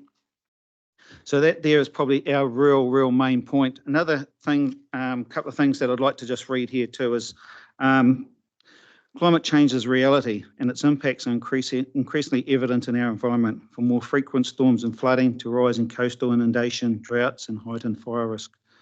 The question is how to prepare and adapt our communities for these changes. One, access to good information. It begins with having access to accurate, comprehensive information. This means robust modelling of different climate change scenarios, allowing us to anticipate and plan for the challenges ahead. Two, strong community engagement and tough conversations. Equally important is engaging in open and honest conversations with our communities. Some areas are already feeling the strain, having been exposed to large-scale events, e.g. Gabrielle. These realities must be addressed head-on. Three, regional leadership and adaptive management. The Waikato Regional Council plays a vital role in leading adaptive management planning. However, this challenge is not isolated to Pacific districts like Waikato District Council. It is a regional issue affecting us all, and the team will need to be stretched further because of it. And four, the need for greater resourcing. Therefore, it is crucial that WRC's adaptive management planning work receives increased resourcing to meet current demands and prepare for the challenges of the next decade. So we urge the committee to prioritise increased funding for WRC's adaptive management team in the long-term plan. This investment is essential for ensuring the resilience and sustainability of our communities in the face of increasing effects of climate change. We're all well aware of what's happening out there in our environment and flooding, etc., etc. Another thing that I'd like to highlight is that we need to work together, and now we're dealing with issues around urbanisation in rural areas. It's becoming a really big problem with the rapid growth that's happening, and how we work together to find solutions around that, because what we're finding, we've got current situations is people have consented and developed properties in rural areas that become quite urbanised, and neither of us have been picking up the can in some ways. So we need to work together on how we deal with that, and it affects people's lives very, very much so. Great. Without further ado, we're happy to take questions. Thank you, Councillor Smith. Thank you. Great to see you two again. Looking at the public transport issue, I think from reading the submissions, there is general support, although we heard from Taupō that they don't, of the region rating. And I note Waikato District has rejected options 1 and 2. Going back to my time of working with you two directly, the blueprint process went out and consulted the community, but the staff and councillors went out and formed a view of what the community actually wanted. I'm just looking at, and this is not trying to find the solution before we even debate it, but would you be interested or foresee a position where a better outcome may be that staff and councillors work together within the communities on this one based on that blueprint experience? Thanks, Councillor Smith. Look, very much support that. Councillors have a good, strong connection into their communities. We see the strains and affordability issues as we all do around the table now. We have a model that's been working. We have a model that works in the collection of that. That may need tweaks to moving into the modern era and the cost of PT, which is increasing. But I believe that we need to work with our communities, but WRC and WDC need to work together to pretty much replicate what we've got, but that aligns with how you will fund it going forward. We can't talk about other districts or other TLAs and what their views are on it, but just want to reiterate, we very much support a regional collection, but we need to work together to make it fair for our communities, because they will really, really struggle. It'll be the biggest impact on them, more so than our 13.75% increase. Councillor Nicol.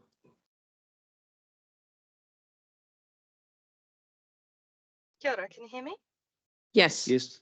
Thank you. And thank you both for presenting. I asked a similar question of Councillor Sarah Thomson this morning, presenting for Hamilton City Council, and so I'm just keen to get some further detail, because you asked quite clearly and emphatically for increased resourcing in the adaptation space.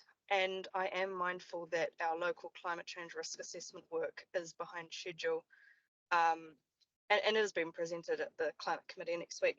But I'd be really keen to understand, because in our long-term plan, we have scheduled an increase in resourcing for year 4. So when you are, when your council is asking for that, I'd be really keen on a bit more detail as to whether we are holding up any of your work that you're keen to do in the adaptation space because, say, that piece of work isn't done, or and also whether what the advice would be as to where we should move that year 4 to, if you do want to, as you say, bring it forward. Would it be year 1, year 2, year 3, or stay at year 4? And I'm mindful you might not have the answer just now, so I'd be happy to just receive that via email later if need be. Thanks, Councillor Nicol. Probably couldn't give the answer I appreciate that. at this stage, but I do believe that look, we understand the funding constraints that you're all facing as well. So juggling around and making sure you prioritise where the dollars need to go and in which pools is very difficult. But around that resilience work, adaptive management planning, the issues are in front of us right now. Things are happening in our district now that are really, really affecting people's lives. And we need to, not so much, Shelley, we need to, let's think about it, we'll get onto it. We need to starting to address that now. So whether there's a breakdown from year 1, so we can start doing some work on that now, I believe we need to do that, or WRC needs to do that, and we can, WDC is very proactive in wanting to work with our partners around this, because we can't do it on our own, as we don't expect WRC to do it on their own. Thank you so much. No, I'm just really keen that we don't hold you up, because it is a process that your district councils lead and we support. So if we can touch base at some stage later, that'd be great. Thanks. Councillor Marr. Thank you, Madam Chair. Thank you, councillors, for your presentation. Just noting some of your comments around Te Waka, the fact that WDC is reducing their funding, but where do you see yourself sitting in that model, and is there a better model for us for region-wide economic development? We don't have the answer. I don't have the answer, but look, Waikato District is reducing its funding for Te Waka. That's simply because we've gone back to staff and just, we needed to trim it down as much as we can, and 13.75 is still extremely high for our communities. But, like we would support we support Regional Council continuing to fund Te Waka, and whether that's a regionally collected, just like we're looking at PT, whether that's regionally collected through WRC as well. We support Te Waka. The tide's out a little bit on different things around Te Waka, but I do support regional development, and we do need a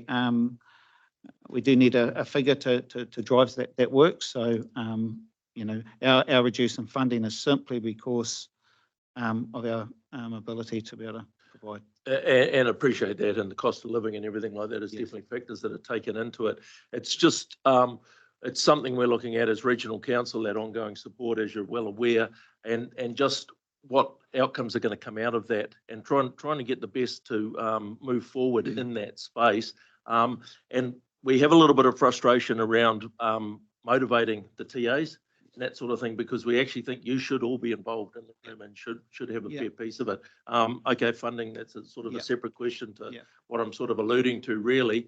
It's that unified voice that we're hearing from central government all the time, and just being able to motivate, whether it's a mayoral forum or what sort of thing it is, but something needs a kick in the arse to basically get us all together in a room and talking for the greater good for everybody, for all our regions. Absolutely, totally agree.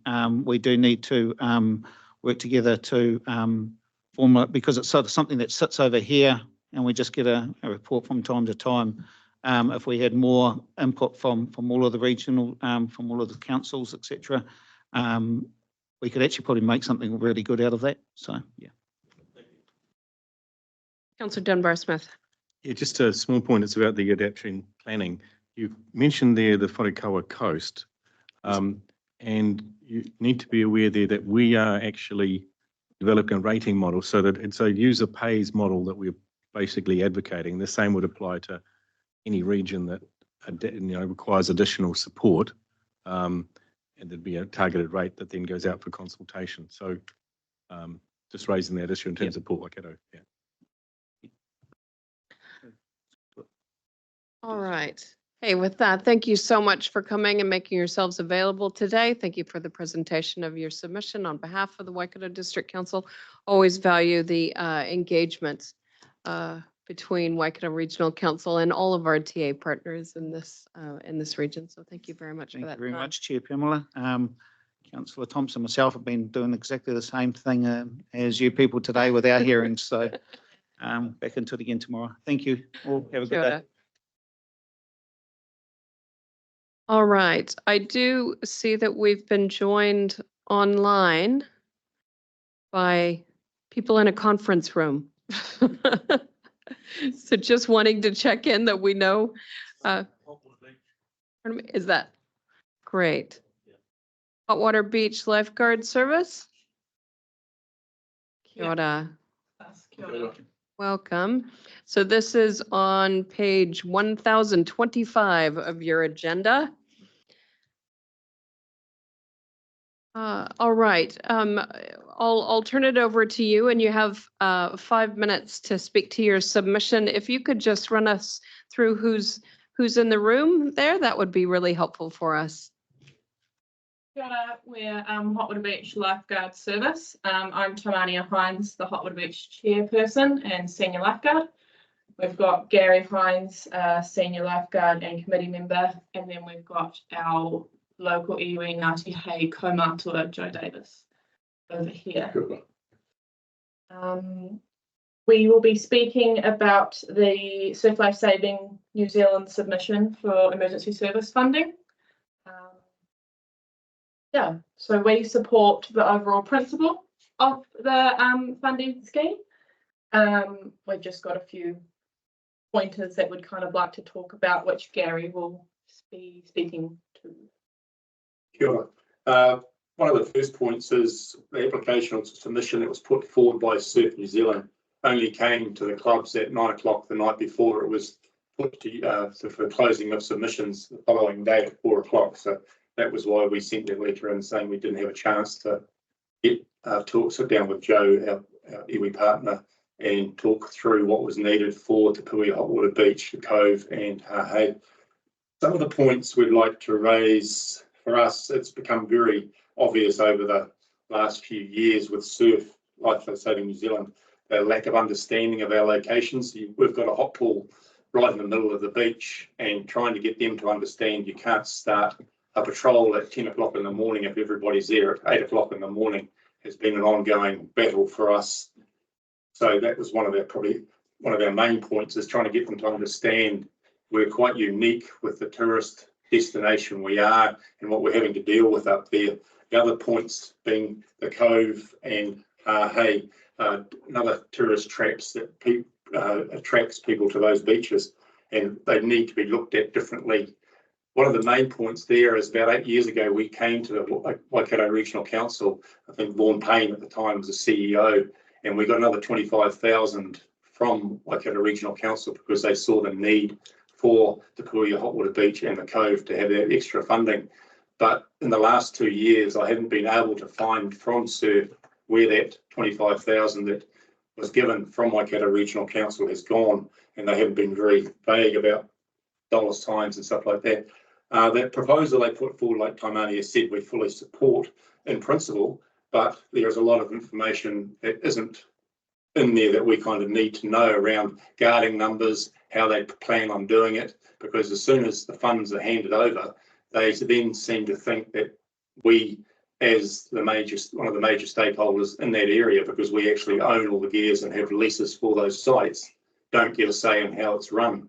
And we've actually got an MOU with Ngāti Hei, so we work together to look after those locations, and it's been very apparent Surf's lack of understanding of the Tikanga Māori around how you deal with iwi in these locations, because they don't actually come and talk to anybody, they just turn up and try and dictate about how things are run. Dock itself, we've been working with them, and pre-COVID, we were getting roughly $10,000 a year from Dock to go in to actually bolster the funding that we get from Waikato Regional Council for paid guarding for the Cove and Hahei. With other money we get from local campgrounds and the business association, that takes it up to, we're looking at the present moment for this coming season, if we are part of the process of setting those locations up, there is about $25,000 on the table from those different organisations to help bolster the money coming from Waikato Regional Council. So for us, we're very much community based, keeping the locals informed, working through with that. And one of the things that's come through very loud and clear from the Dock themselves is they're more than happy to work with us at on the ground level at the community base, but they can't or won't work with surf because of their mannerisms and attitude to Dock at a high level.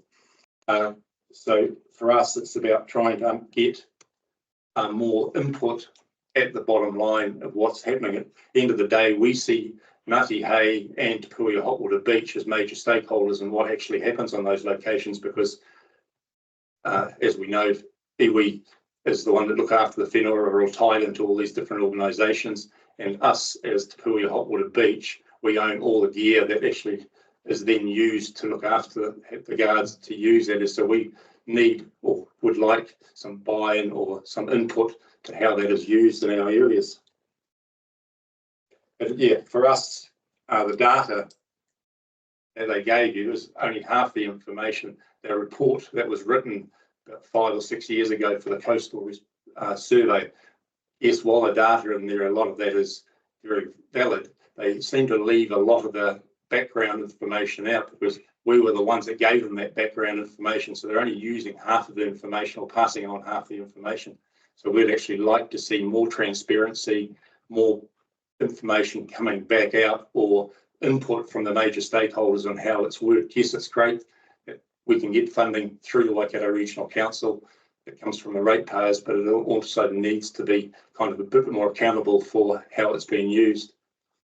And probably the last point is in our communications, with Surf New Zealand staff, has become very clear their minimal lack of understanding of Tikanga Māori, and everything they kind of do in that way is very tokenism in their gesture. So for us, we'd like to see more support for iwi in these locations, because they are a very big part of what we do and what they can support going forward. Thank you. I'd like to pass it over to Joe. Well, kia ora. I understand it's short of time.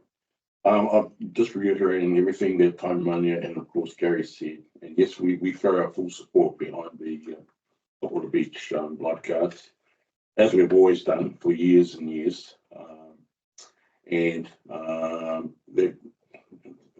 Their integrity with us is 100%. We know the families that are there.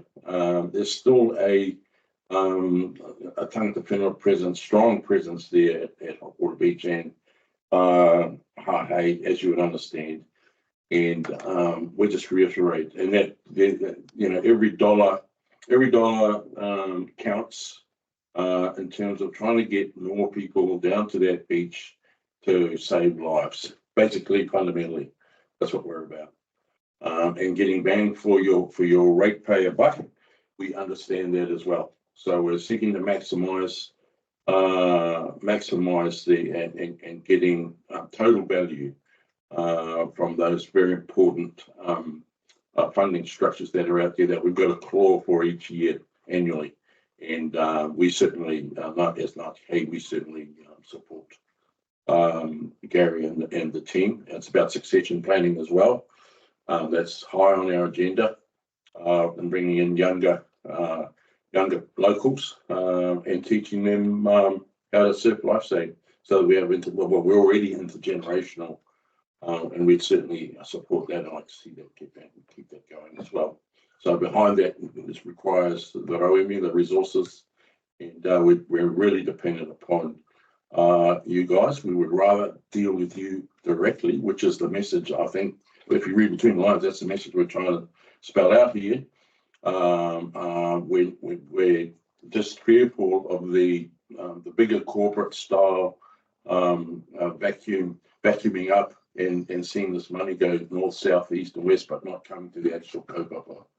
That's probably a big concern to us at this stage.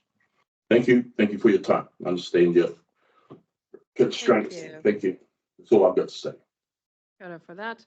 I've got Councillor Smith and then Councillor Marr. Councillor Smith. Thank you. And look, thank you very much for your honest submission and what I think is heartfelt thoughts. Really appreciate that. Many years ago, I was part of a move to centralise through a district council I was on the funding of the surf lifesaving, because every council got submissions from every different surf lifesaving and national body and the likes.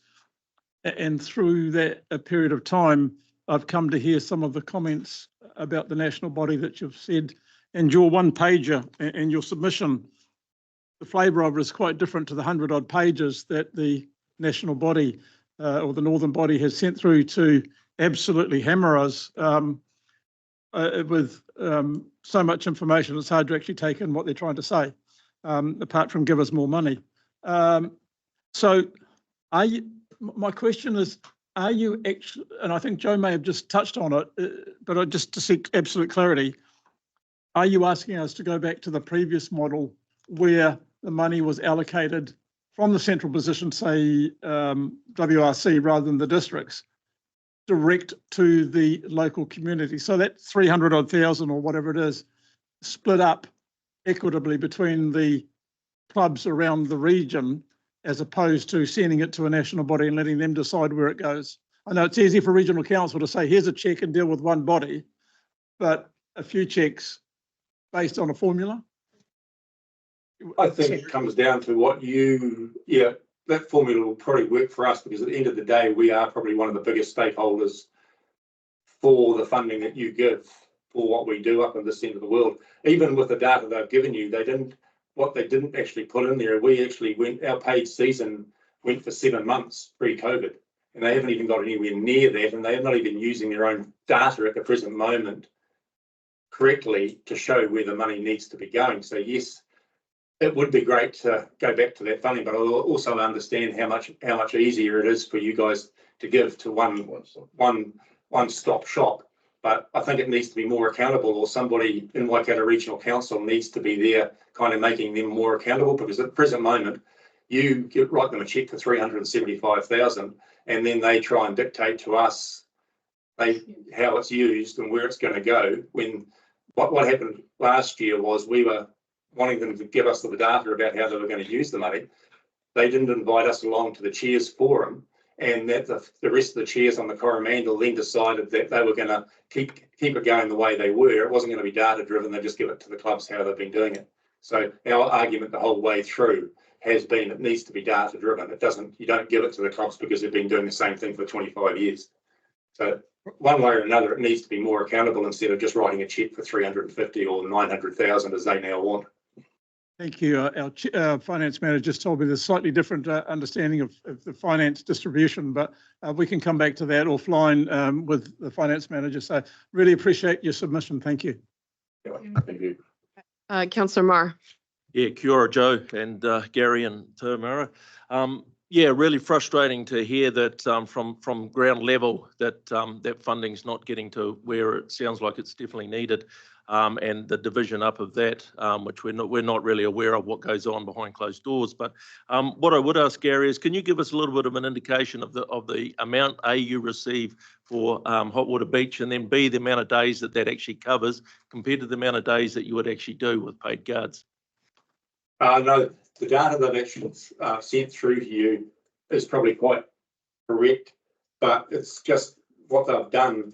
If you look at one of those sheets, it actually shows you, say, the coastal usage recommendation. That one there, you're looking at 120,000 people coming to the Cove in 2019, but then they dropped down to us only getting no funding at all for last year, when the previous season we actually did roughly about 15 to 20 rescues at that location. So it's not being divvied up or sent to where it needs to go. Hopefully that's kind of what answered your question or not answered it at all. Yeah, no, I did. Thanks, Gary. It just gives us an idea of the workload, etc. And then just probably going back to Noel's side of things, yeah, possibly needing to look at a slightly different funding model in the future. But no, thanks for your honesty and input. Yeah, the biggest thing around that is they try and bring guards in that don't understand the location. They've worked on beaches where there's only one set of flags, whereas in a busy day at Hotwater Beach, you've got the hot pools, which is our primary care, and it's taken us a long time to get them to understand that everybody's going to go swimming at the hot pools. They're not going to go and look for a set of flags as they do in other beaches, because our beach, everybody only comes for 2 hours. They're not your standard beach where everybody that lives there comes down to the beach and goes swimming amongst the flags. We've got 95% of our people coming there are tourists. They don't understand what the flags are to start with. And the second is they go for a hot, dip in the hot water, then they want to go for a swim. So they just go straight out. We need to put guards where the people are, not just set up like Surf New Zealand has done for the last 120 years, which has worked great at other locations. Yeah, no, look, totally understand. And I know when Lisa's folks had the motels, there was at least 2 dead bodies returned from that beach of tourists, overseas tourists that come back on those bus trips. So yeah, certainly hear where you're coming from. Thank you. Councillor Dunbar-Smith. G'day, Gary and Joe. 2 things. The data we've got on page 709 of our document, which is page 5 of one of the ones here, is showing the $956,000 that Surf Lifestays are asking for, and currently we're funding 375. So they're actually asking for another $600,000.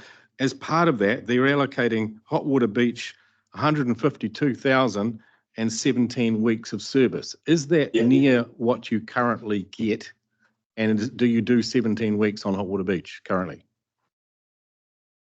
Pre-COVID, we were doing probably 25 weeks. This is slowly building up, but the 17 weeks is not going to be enough. This year, we only probably hit 80% of the numbers coming to the beach. What has been missed in a lot of this is too, we actually live there, which is quite strange for a lot of the Coromandel beaches. A lot of them all come down from Auckland or Hamilton and across like that. So our crew is actually locally based. So we see what's needed more than a lot of the other ones because we're there the whole time. But coming back to what you said, pre-COVID, we had probably 25, 26 weeks at Hotwater Beach. And we should have probably been going a little bit longer at the Cove just because of the tourist numbers. And this previous season, we still only hit about 80% of our previous numbers for the season. It's just difficult to understand how we're being asked to triple the funding, and yet your number of weeks isn't increasing, and whether you currently get 152,000 or you're currently getting 50,000. That was one of our, we still can't get that out of them. Why? Was because we were getting that extra 25,000 from Waikato Regional Council pre-COVID. Our season dropped back roughly 3 months.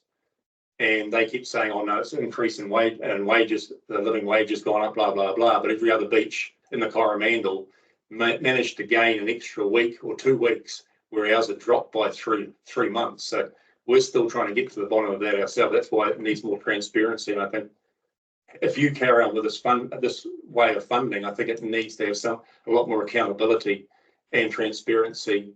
And the data, it's got to be data driven, not somebody sitting in the old boys club for handing out money to each other. And so the second point is that you advocated previously for 25K and got it from the Regional Council specifically for Hotwater Beach? Yes. But there was no allocation necessary that you could follow that through. So is Joe suggesting a mechanism of providing that money to alternative funders that then make sure it does get to Hotwater Beach?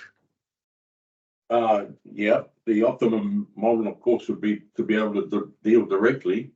But however, it seems to get swallowed up by some corporate machine somebody's trying to develop on the outside. That's the way I see it.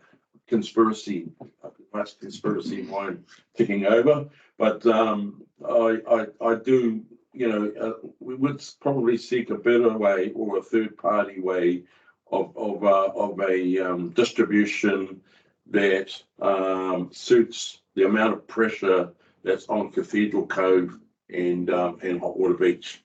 Even though Cathedral Cove and that's been cut off, the amount of boating traffic that goes there now, water taxis and amphibious craft is incredible. You couldn't even see Pahe Beach for boat trailers and tractors and people just enjoying the area. With that, of course, comes a lot of risk and danger to all of our beach users and beachgoers.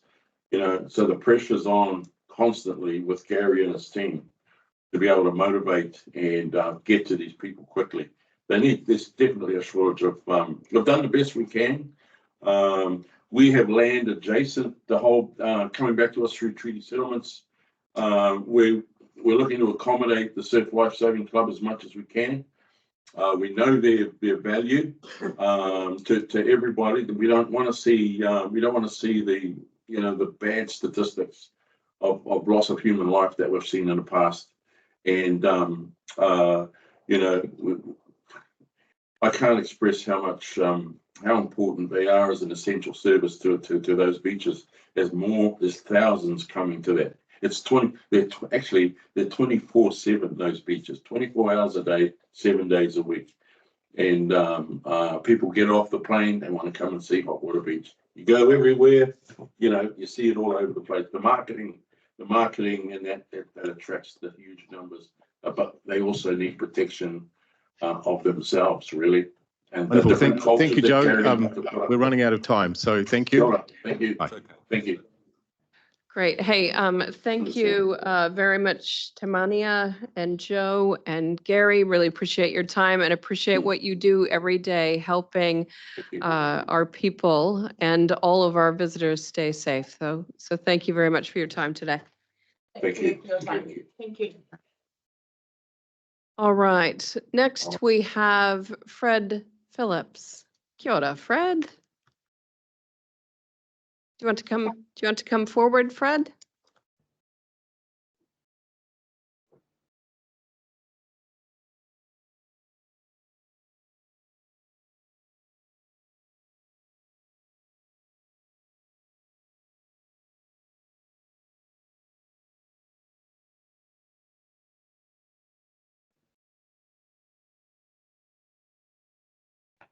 Kia ora, Fred, welcome.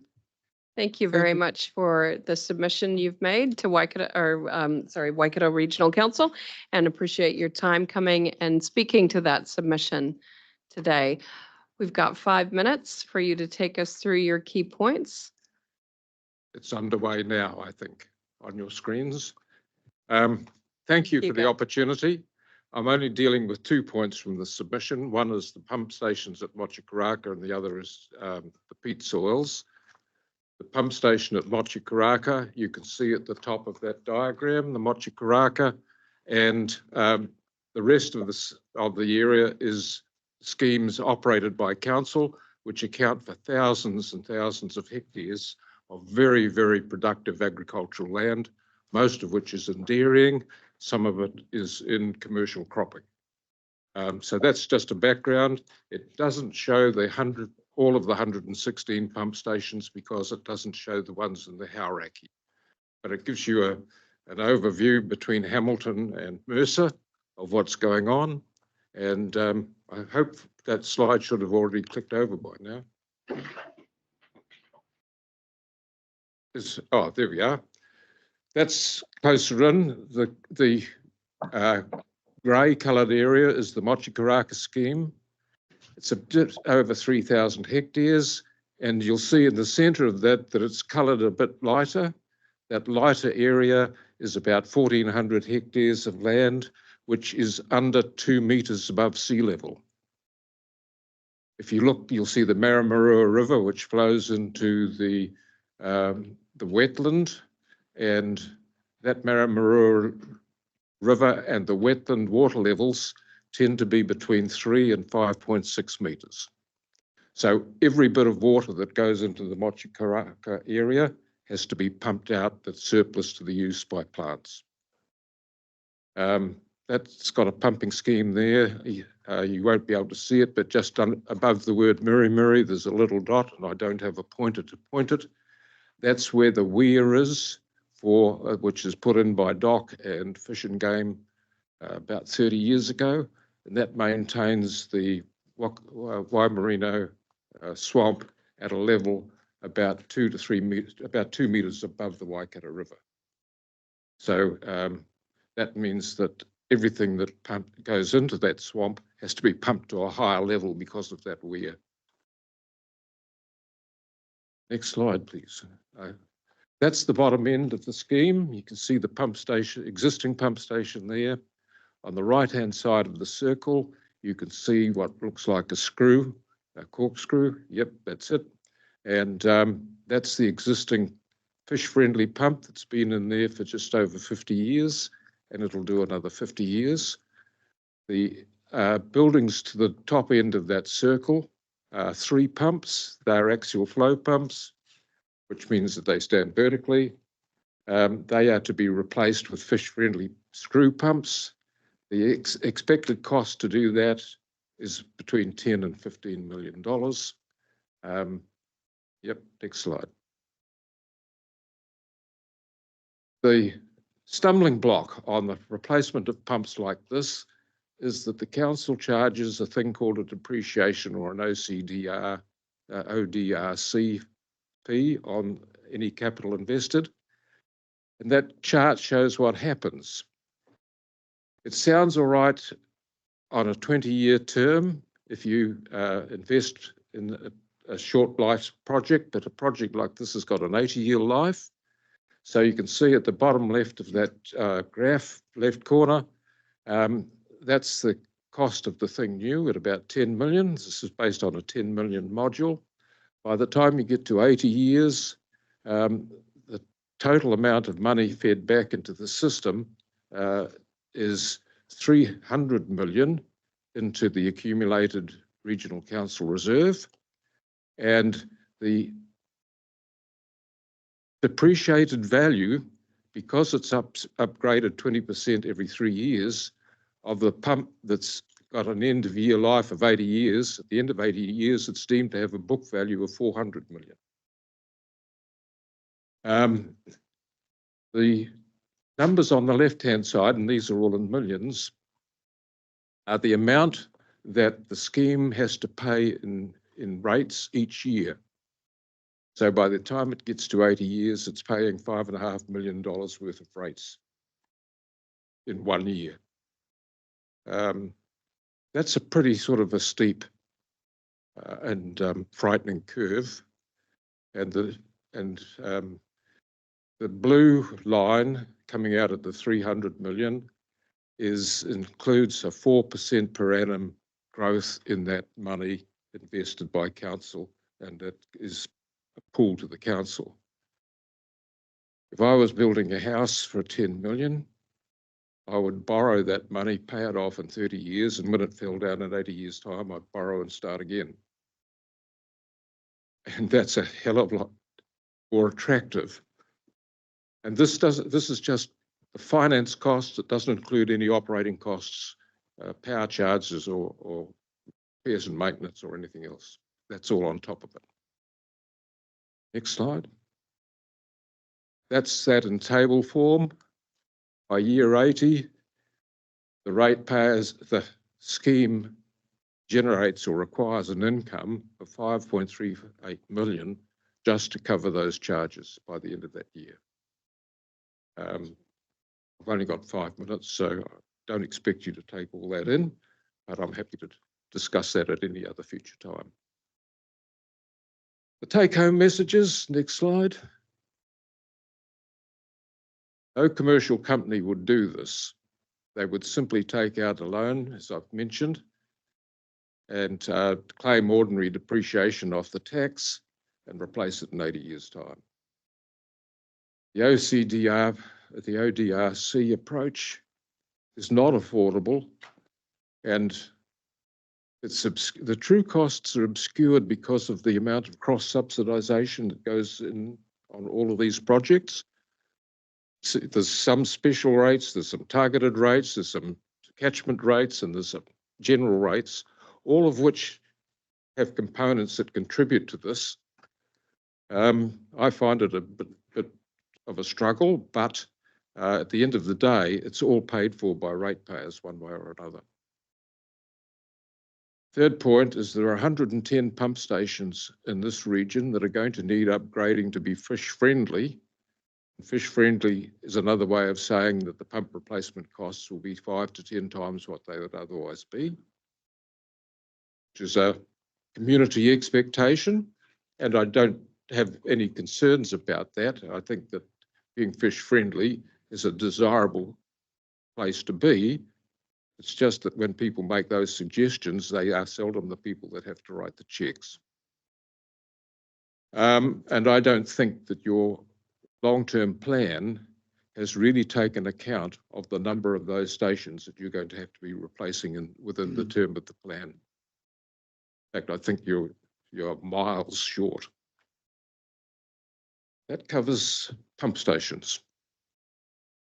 Next slide, please. Sorry, I'm a bit of a rush here. We're now into the impact of peat soils on dairying.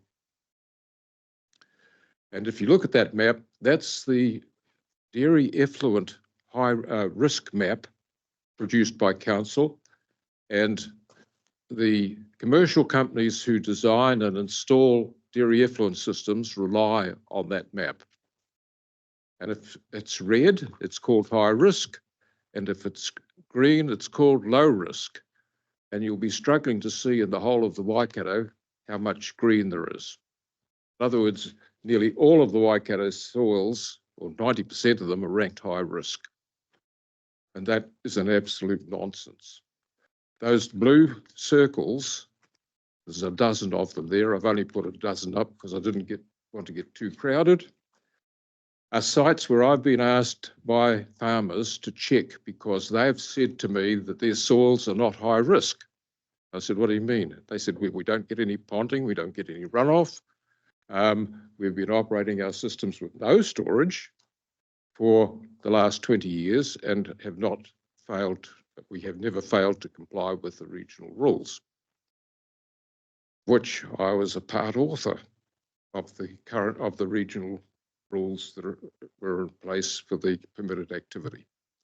So I went and checked all of those soils, and not one of them was correctly mapped. All of those 12 sites, the next slide, please. Oh, okay. I'm just saying there, who relies on the maps? The machinery companies, the sellers of storage, the regional council enforcement staff rely on those maps. I have yet to see a machinery firm or a council staff member take a spade out of the boot of their car and check the soils. I guess the reason is that they wouldn't know what to do with the spade or how to identify the soils if they dug them up anyway. There are some staff clearly that would, but they're mostly in your research group rather than in the compliance group.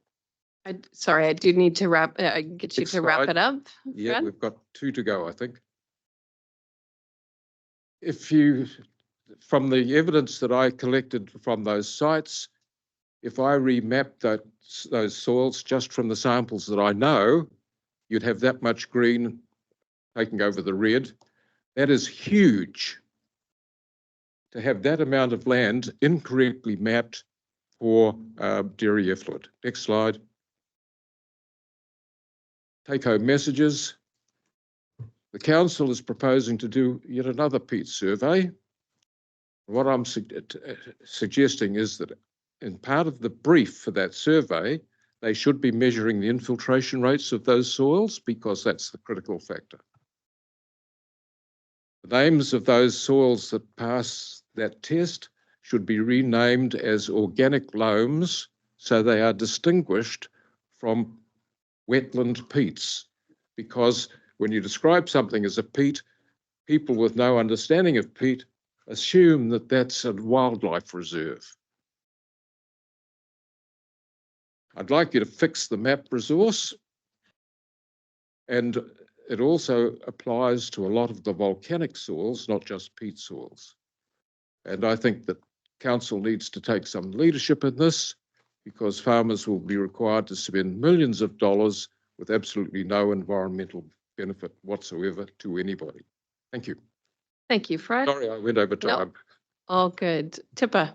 Oh no, Fred, I just always learn so much when you come in. You were part of our freshwater users group when I first came onto council, and they helped us advise with those rules. So thank you. With this reclassification under the current, what do you call it? That soils, soils. Highly productive soils, what would be the impact? Sorry. What would be the impact change of- in designation between organic loams and wetland peats? What would be the impact, do you think? Because they'd still be productive soils, right? We talking about the drainage or the effluent? No, I'm talking about the soil soil- identification, soil type identification, that if that Yes, okay. reclassification happened, how does that? Typically, if it's classified high risk, and I think it's in the notes, it would, for a 350 cow farm, you'd be involved in putting into 2,000 cubic meter storage. If it was classified low risk, that would reduce by a factor of 10 to 200. And if it was based on infiltration rates, it would drop to 50. So the difference is 50, 200, 2,000. And those red marks are saying 2,000. The green marks are saying not more than 200. And in all probability, a lot of them would be 50. That is huge. Great. I'll come to you, Clyde, and if you can wrap up, that would be great. Oh, thank Hi. you. Sorry, I thought we were going somewhere first. Fred, yeah, fascinating stuff. I appreciate your presentation. So in layman's terms, are you suggesting what we saw there in the red, is the assessment of the soils exaggerated? The risks? Yes, absolutely. I mean, peats, if they were original peats of 60 to 80 years ago, they would be correctly described. They've been in agriculture for 60 plus years. They are no longer bogs, and they get infiltration rates of, I've measured on peat soils, the lowest I've measured on peat soils is in farming is about 20 millimeters per hour. Now, if you think of a big rainstorm of 100 millimeters in a day, the peats can handle that. So in your opinion, there needs to be a reassessment? Oh, absolutely. And is there going to be a reassessment? Is there going to be Is there a reassessment in place? Or is there is an assessment proposed for peat soils? peat soils, good. Okay. Yeah, and your science group can sort that Yep. if they brief themselves correctly. Yes. Okay. So anyway, thank you, Fred. Lovely to hear from you, and appreciate your presentation. Is this? Oh, sorry, I've just got. Yeah, so just one comment. Bruce. Yeah, we've just heard the best possible justification for funding our work on peat. So, and what we need to do is just make sure that the brief that is developed to fund that work actually incorporates the observations that we've just heard today. Yes. Thank you. Yeah. Thank you very much, Fred. Much appreciated. All right, our last presentation today is Denis Tegg. And for those who sat around this table last trinium, that beautiful quilt in the background is very familiar background for us. Kia ora, Denis. All right, and councillors, this is on page 890 of your agenda. Oh, Denis, you need to unmute, sorry.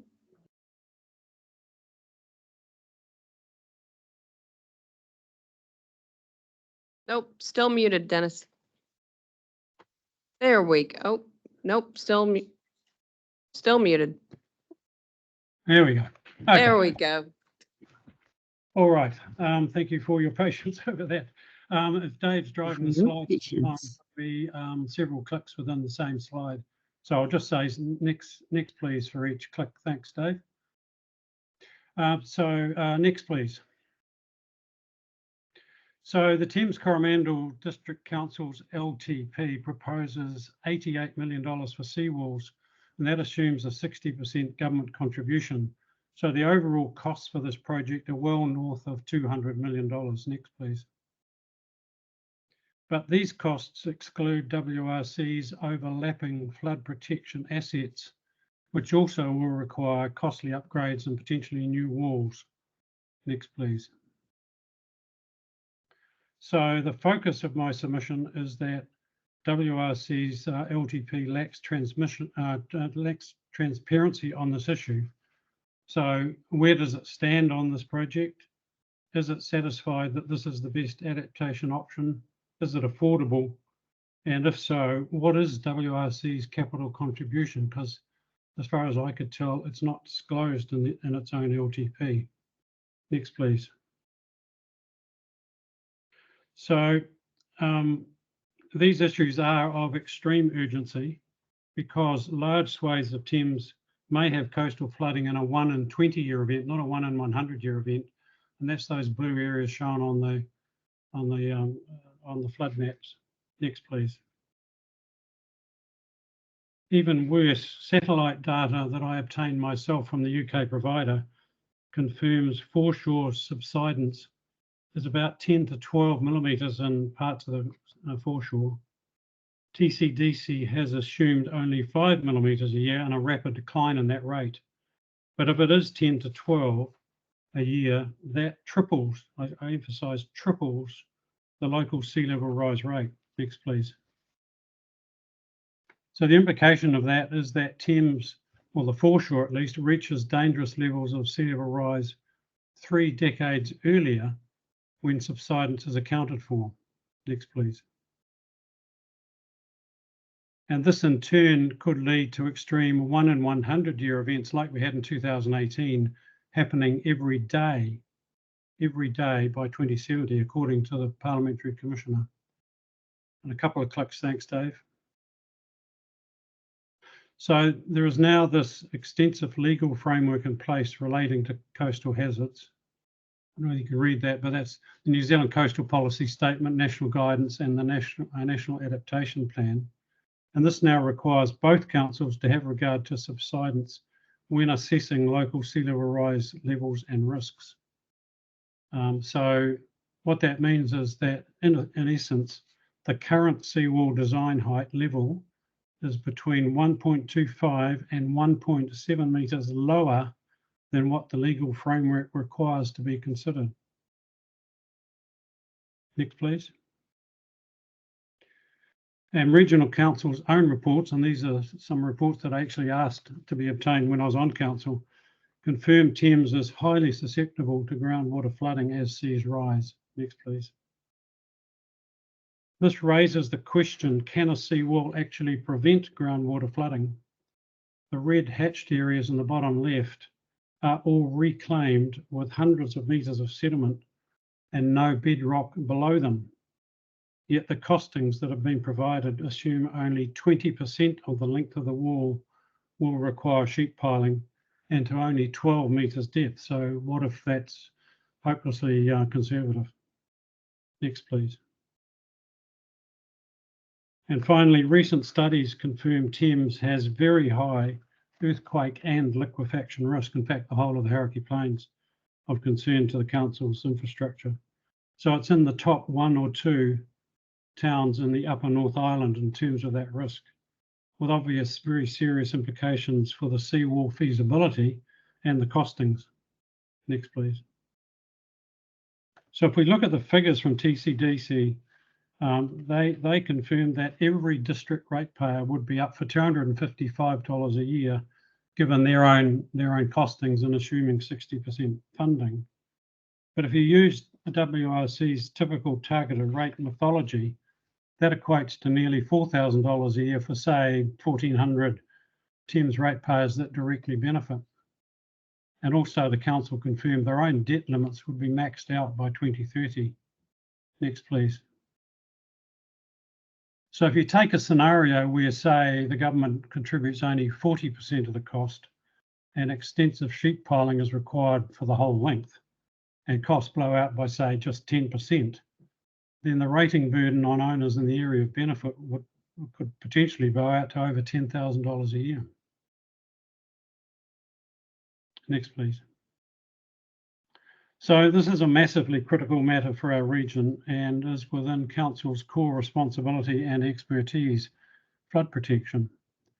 In my view, Council cannot stay largely silent in its LTP on this project. In light of the new data, it should state whether it believes the seawall proposal is actually feasible. It should state whether other options require greater scrutiny, including managed retreat.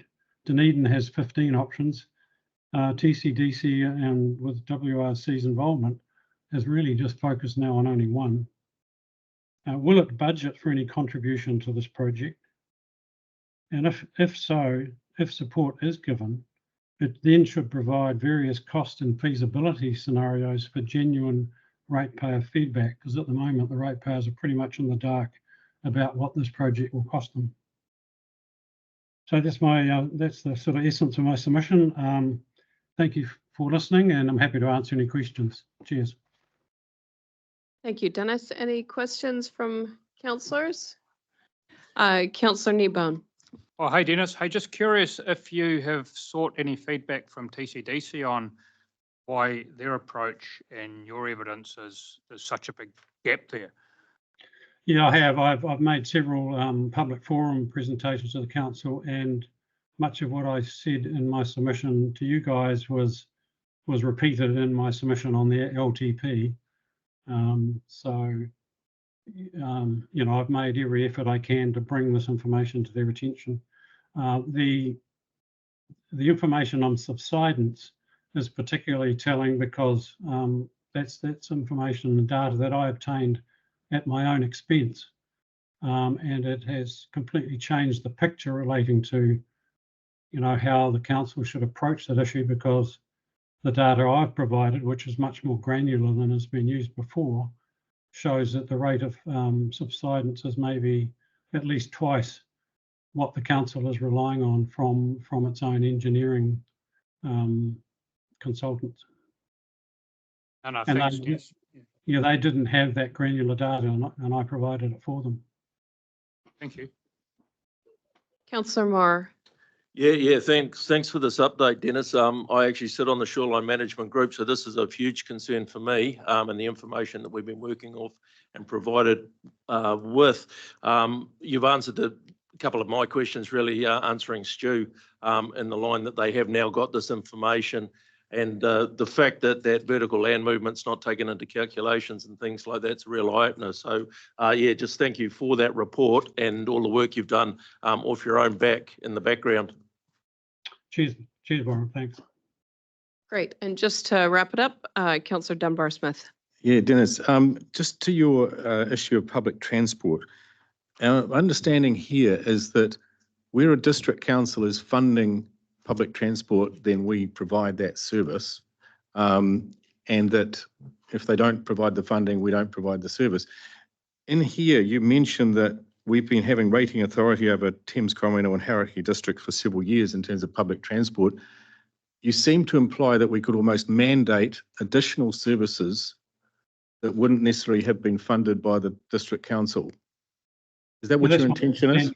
Yeah, that's my understanding from the previous change. I'm not sure whether it was an annual plan or a long-term plan from memory, but certainly that was mandated by the council that they could simply rate, as you're proposing now to do. That already applies to Hauraki and Thames Coromandel. So if you chose to, you could rate for public transport without having to go through that extra layer of bureaucracy and getting the local council to approve it. And that was immensely frustrating when, even before I was on council, trying to get the service for Thames, because you had to get the local council on board, including all their, community panels and so on. And so this cuts through that bureaucracy and says you can rate directly. But if you were in the Coromandel town, for example, and we decided to put on a bus from Thames to Coromandel, everyone would be paying for that, even though they wouldn't necessarily agree to it. Isn't that the problem with not getting the public buy-in for it? Well, you'd obviously have public consultation, but you also would have an area of benefit. So I think the proposal in your own plan is that depending on how close you are to a bus stop, would depend, would determine whether you paid and how much you pay. So there is, I think, provision in your own plan as to how that would be, fairly distributed in terms of cost. Good. Thank you. Thank you very much for that, Denis. Much appreciated. Appreciate the time you've taken to put together your your submission, but also the time you've taken today to speak to it. Okay, you're welcome. Thanks. Thank you. All right. All right, councillors, that brings us to a close for day one. We open again tomorrow at 9:30 a.m. So we'll close today with a karakia. Sorry, yes, question? We toughen up a bit on the timing of some of them because it's unfair on the ones who really make an effort to stick to 5. Yeah.